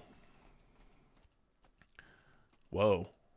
Oh, if our opponent's not being aggressive, we got a shot. Oh. Please just attack for 2. Oh, okay. Block it. Oh, I was not expecting that. Oh, I thought they were swinging out. Okay, that's huge. That is huge. Oh, now we might stabilize, actually. And we get to draw an extra card on our turn with Urbrask, which is sweet. Invasion of Gabakon. Opponent's going to counter it. I expect. Actually, yeah, they gotta counter it, because then we take the Spell Pierce and they can't cast it. We might be good, because we can stomp something here. I guess we just stomp the Shacklegeist so they can't keep tapping our stuff. Alright, we will not pay.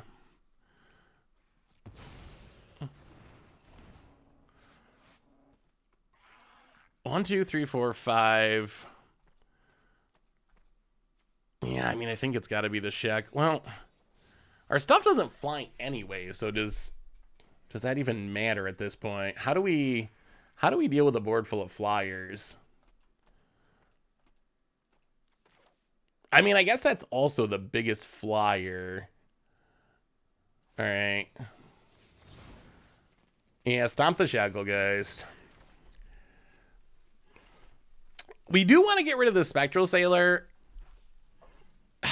I think we got to get Shacklegeist first. Get rid of the Shacklegeist so our opponent isn't continually tapping down our team. We kind of need to be able to block the Mutavault and the Skyclave at least. And then hopefully we can find another removal spell for the Spectral Sailor. I mean, next turn, we're only taking 2 a turn, which is huge. Like, we can stop the ground. We're only taking the 2 flyers. Again, our opponent is not going to draw cards for the rest of this game outside of the Spectral Sailor, which we are going to try to kill quickly. Opponent gets in. Gets in. Hits us. Down to 9. Opponent is learning about the lock. We get... Ooh, a Nahiri. Okay. Well, down to the Bugbear. Nahiri.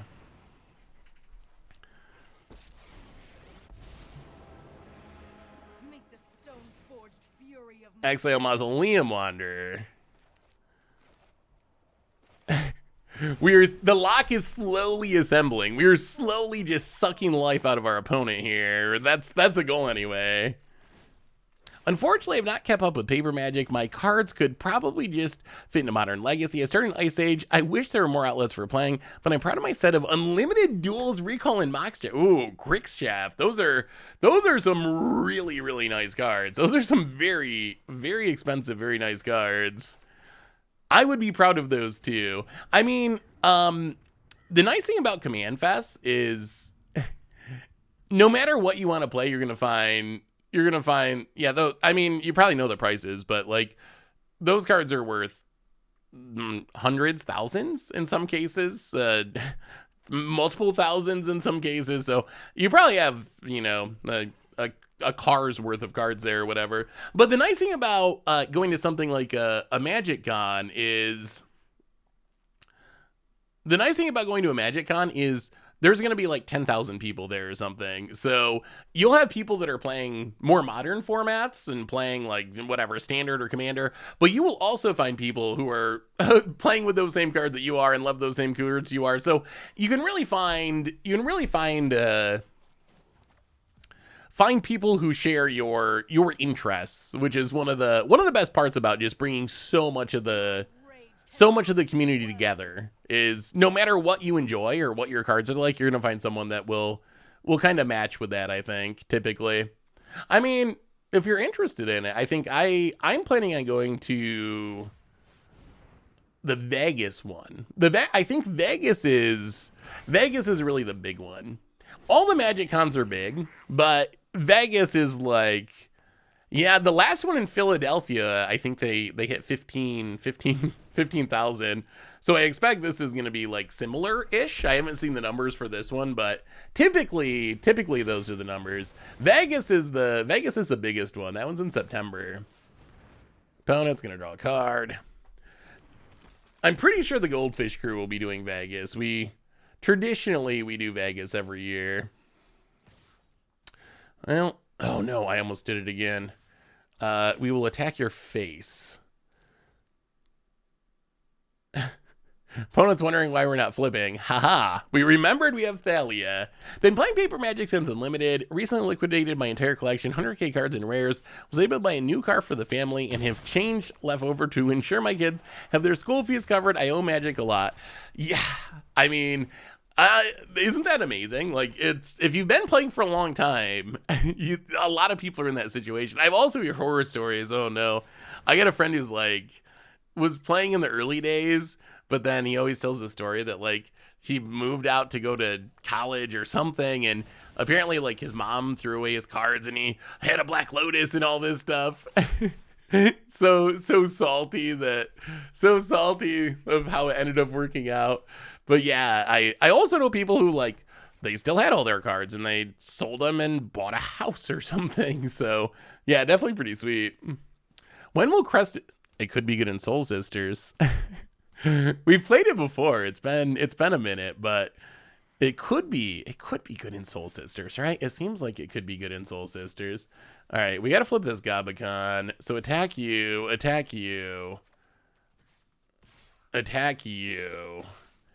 Also, I mean, the lock is, I can't believe he managed to lock spirits here. This actually seems like a hard, sounds like y'all spend way too much money on card games. I mean, you got to remember, Baron, that like back when people were buying, like in the early 90s, look up the card prices at some point. It's wild. Like Black Lotus was like $5 or something. So a lot of it wasn't that people like spent a ridiculous amount of money. It's just like, oh, I was playing when Magic first came out and I bought alpha booster packs or whatever. And now those cards are worth $10,000 or something absurd. So there definitely are people who ended up doing it later and ended up spending tons of money. But I think a lot of people, a lot of the old timers just, they have those cards because they were buying boosters or whatever, and they didn't actually spend that much on them, which is pretty awesome. Well, Drannith Magistrate, Bone Crusher Giant, Inspiring Vantage, Grow the Dorks, and this one looks pretty over. We have officially locked our opponent, and when it works, it's pretty sweet. The idea that your opponent doesn't get to draw cards for the rest of the game is, I can't believe our opponent hasn't quit yet. Our opponent keeps trying. They keep like, oh, why can't I do this? It's a brutal way to beat someone in a game of Magic, which is my favorite way to beat someone in a game of Magic. Opponent. When I worked at a game store, a regular bought all his old cards. He had a few copies of Power 9, 2 Black Lotuses. He loves Magic so much he said he would never sell them. I mean, they're also, okay, so there was a person last year at Vegas that had incredibly blinged out. Oh, there it is. This is the final nail in our opponent's coffin here as we get to get rid of the Spectral Sailor, and now life is fully, officially, completely over. GabaCon Part 2. There was someone in Vegas last year that had, like, I don't even know, probably a $30,000 commander deck or something. It was over the top. Like, it was all, like, the most expensive cards and blinged out, and they were going around, or maybe, I can't remember, was it a commander deck or a cube?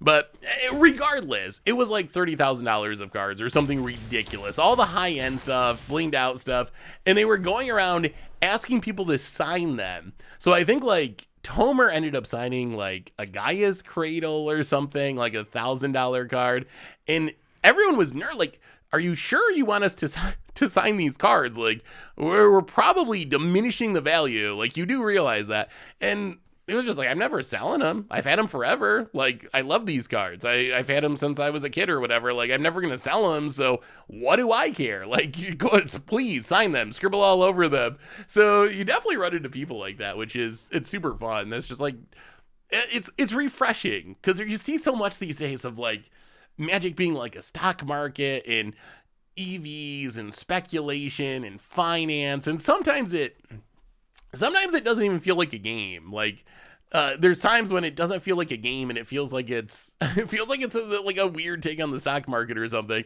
So it's refreshing when you run into those people once in a while who are just like, I'm never selling these. Like, please sign my $1,000 card. Like, I don't care what it means to the value of it, because I'm never selling them. I love these cards and I love this game and I'm going to keep them forever, and it is what it is. I was sent a Nissa sign with drawn googly eyes by the artist I met at GP London. Will never sell them. I regret not picking up a ton of Gilded Drakes back. It was $10. Like, obviously amazing in this quirky EDH format. Yeah, that one. The silly reserve list. But yeah, that card is ridiculously expensive now. I haven't looked recently, but last I knew it was like $300 or something. Like, I wish, I mean, I wish that, but I wish the reserve list was not a thing. That's the good old reserve list. Making cards expensive since 1996, maybe 5, whatever year that was. Oh boy, we're running out of time here. We are running out of time. Go down a Planeswalker, go down a Fable, go down a... Oh! Alright, 3 Gabacons again, 3 Gabacons. Cool.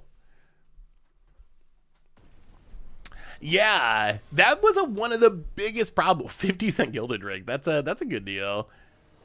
Magic wouldn't have lasted 50 years without the reserve list. That's true. I mean, you are not incorrect that when they made the reserve list, there was a reason for it. Although, like, if it wasn't for some of their mistakes with how they printed cards in the early years, they would have never had to make it. It's one of those things that at the time, I think they had to do something. I do think that they maybe could have... Oh, another red source is awkward. I think that maybe they could have avoided the forever wording or whatever. Like, I don't know if it had to be... I mean, I guess the problem is they didn't know at the time. If you ever listen to some of the quotes by, like, Richard Garfield back in the day, it was pretty clear that he had no idea Magic was going to be around 30 years later. he wasn't expecting that. He wasn't expecting it to be around 30 years later. So back in the early days of Magic, Wizards did a reprint set called Chronicles. And they reprinted a bunch of cards that for their time were kind of expensive, like $20 or $30 or whatever. And people got a little bit nervous because they reprinted a lot of them and the prices got a lot lower. So people were like, oh, I don't know if I want to buy Magic cards. Like, it seems like it's, been a bad investment or whatever. So as a result of this, Wizards ended up creating what they called the reserve list, which essentially promised to never reprint a bunch of cards. So a lot of the sets from like 1993 through like 2000-ish, like most of the rares in those sets can never be reprinted. And it's 30 years later and Wizards is still held to the promise. So a lot of these cards, even if they don't see a lot of play, have ended up costing hundreds or thousands of dollars because they can't be printed in a Commander Masters or a Commander Legends or a standard set. They can't reprint them anymore. So yeah, the reserve list has been a contentious theme. I got to open a Chronicles box for a video a few years ago, and it was actually pretty fun. I actually enjoyed it. The white border, it doesn't, like, compared to actual Legends cards, it doesn't look as good, but I did really enjoy cracking the box. We're at 10. That's not the highest life total. Still only one white source. Well, I guess we Gabacon. I feel like they have spell... Oh, my... Maybe Fable would have been better. We do need a white source. About it.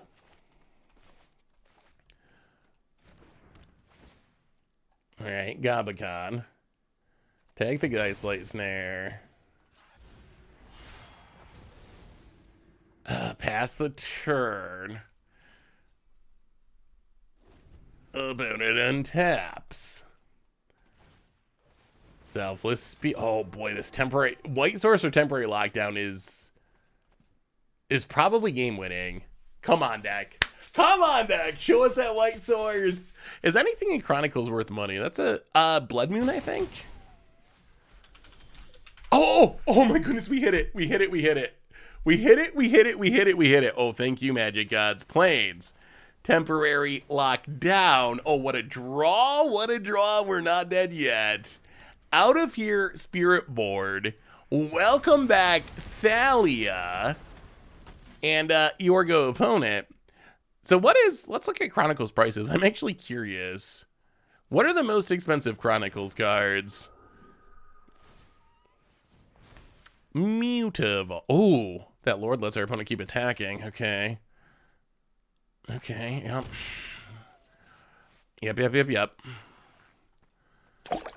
And opponent plays a land and passes.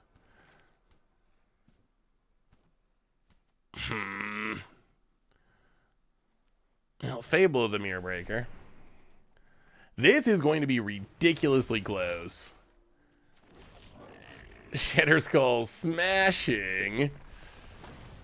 Pass the turn. Are we staying alive? Opponent untaps.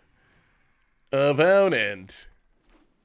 Just a land. Hits us for 1. Variant. Welcome to the Fishbowl. Thank you so much for your subscription. Big soup for you. Thank you. Thank you. So I think we decline. I think we 1, 2, 3. Elite Spellbinder. So we have a flying blocker.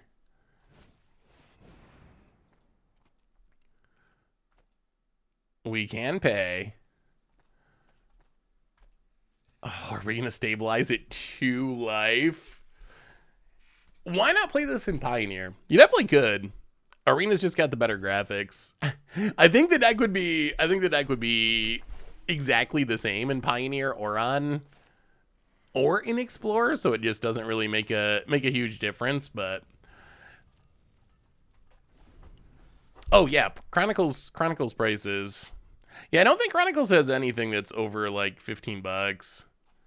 Which, I mean, it means it did its job. Like, I guess it also shows just like how much they printed some of these cards that almost 30 years later, they're still that cheap.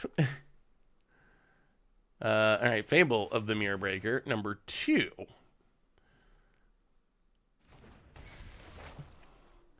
Make a Goblin. Pass the turn. There's also another lock with, well, pseudo lock. It's a full lock with Drannith Magistrate, but being able to Reflections of Kiki Jiki, Elite Spellbinder. Oh, okay. Drannith Magistrate. That's not gonna do it. Discard disc.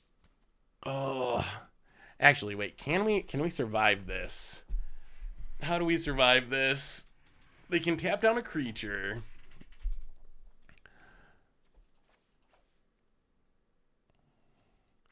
All right, we'll discard. We'll keep the Drannith Magic. Oh, Bone Crusher. Oh, that could be good in the future. All right, go to combat. Do some attacking. Make some treasures.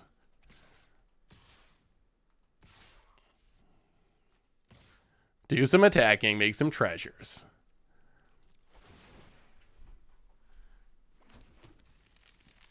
Yeah, hopefully Reflection on Spellbinder works. I think it should. Opponent takes it. Drops to 14. We'll play a Dranith Magistrate.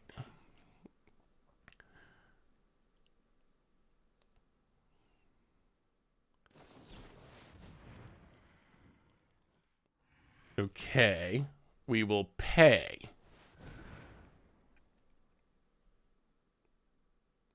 Opponent. What are we tapping?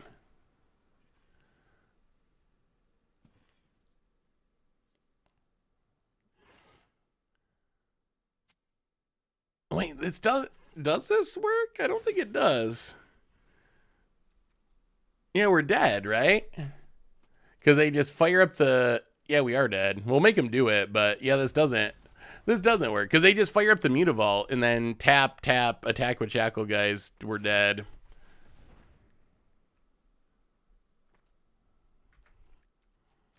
Yep.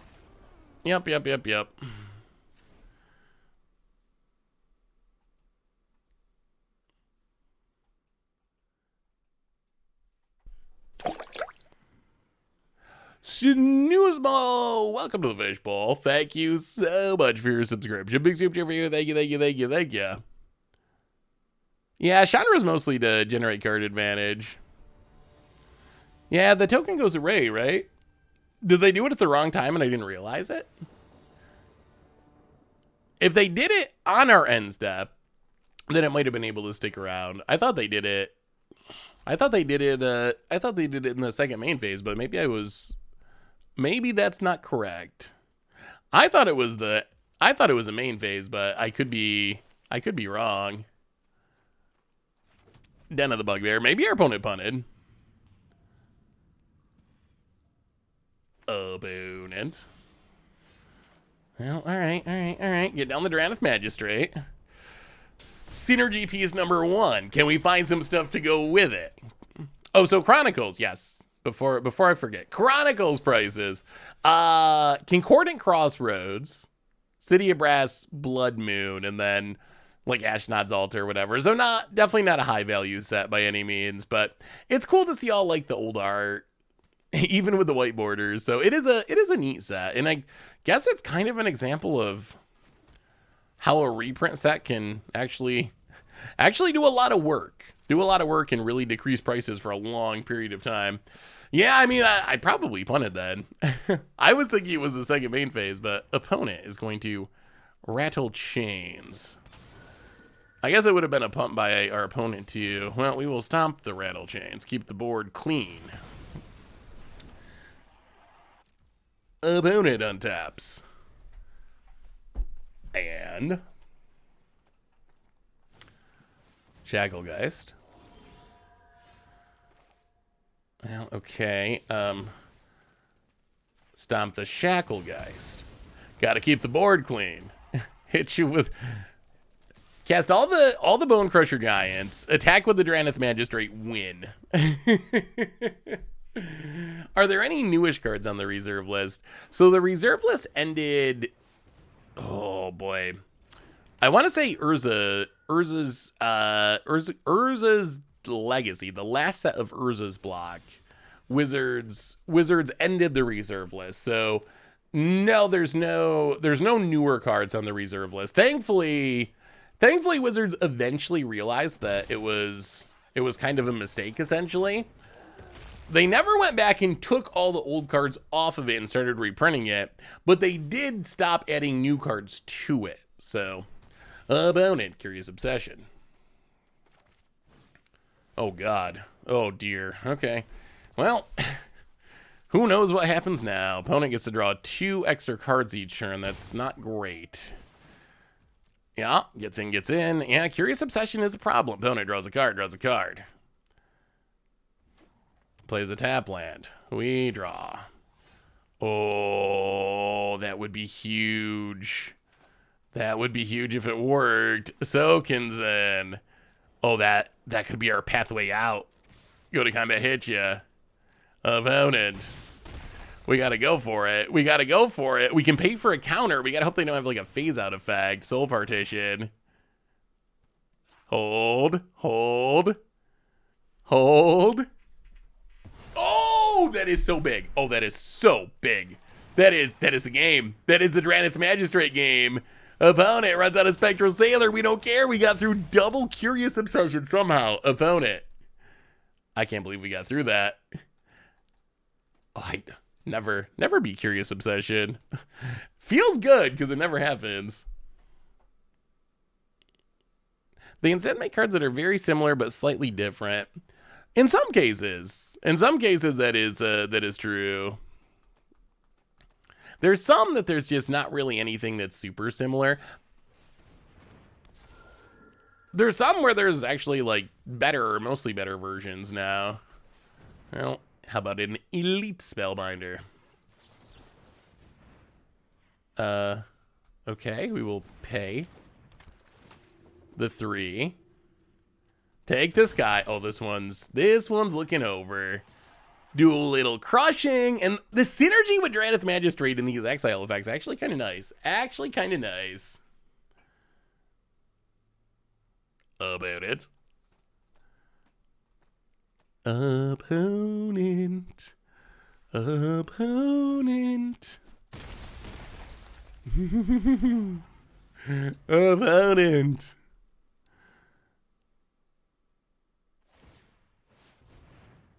Wow, draws with the Spectral Sailor, and that might just be our opponent giving up. We will finish it. Stomp the Spectral Sailor. Go to combat, swing with the crew, and that is how Nebraska Taxes can just lock someone out of the game. The deck is pretty sweet. It's a deck that really has to fight and claw and struggle for basically everything. It doesn't get easy wins. You're not gonna just accidentally high roll into a win with this deck. That's not really how a Taxes deck is gonna work. On the other hand, when you can fight and claw and grind, it can lock people out of the game, which is pretty fun. So, hello, found you. Turn to Imperious video not spelled right. Wait, hello. Found you from the Turn to Imperious video not spelled right. Wait, did I spell the video right? What did I spell wrong? Actually, maybe that's a good thing. Maybe that's a good thing because you remembered it. Maybe I need to misspell more things. Oh, what's up, Dorzer? Yeah, where have all the thralls gone? That's a good question.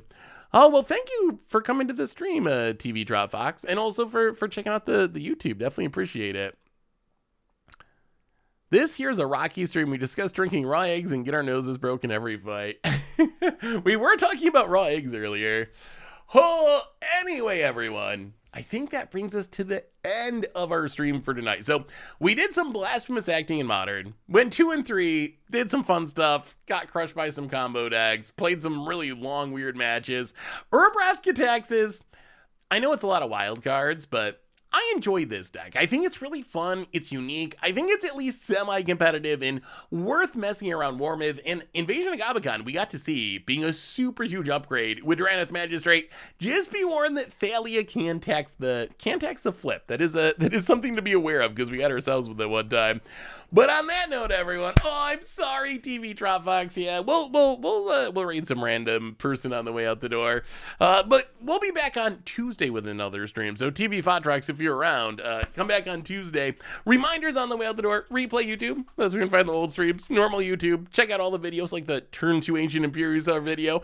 And one more reminder that our sponsor today is Card Kingdom. If you need some magical cards, you can get them at cardkingdom.com/mtggoldfish. And most importantly, Thank you to each and every one of you. Y'all are amazing and awesome, and I appreciate you hanging out and having some fun tonight.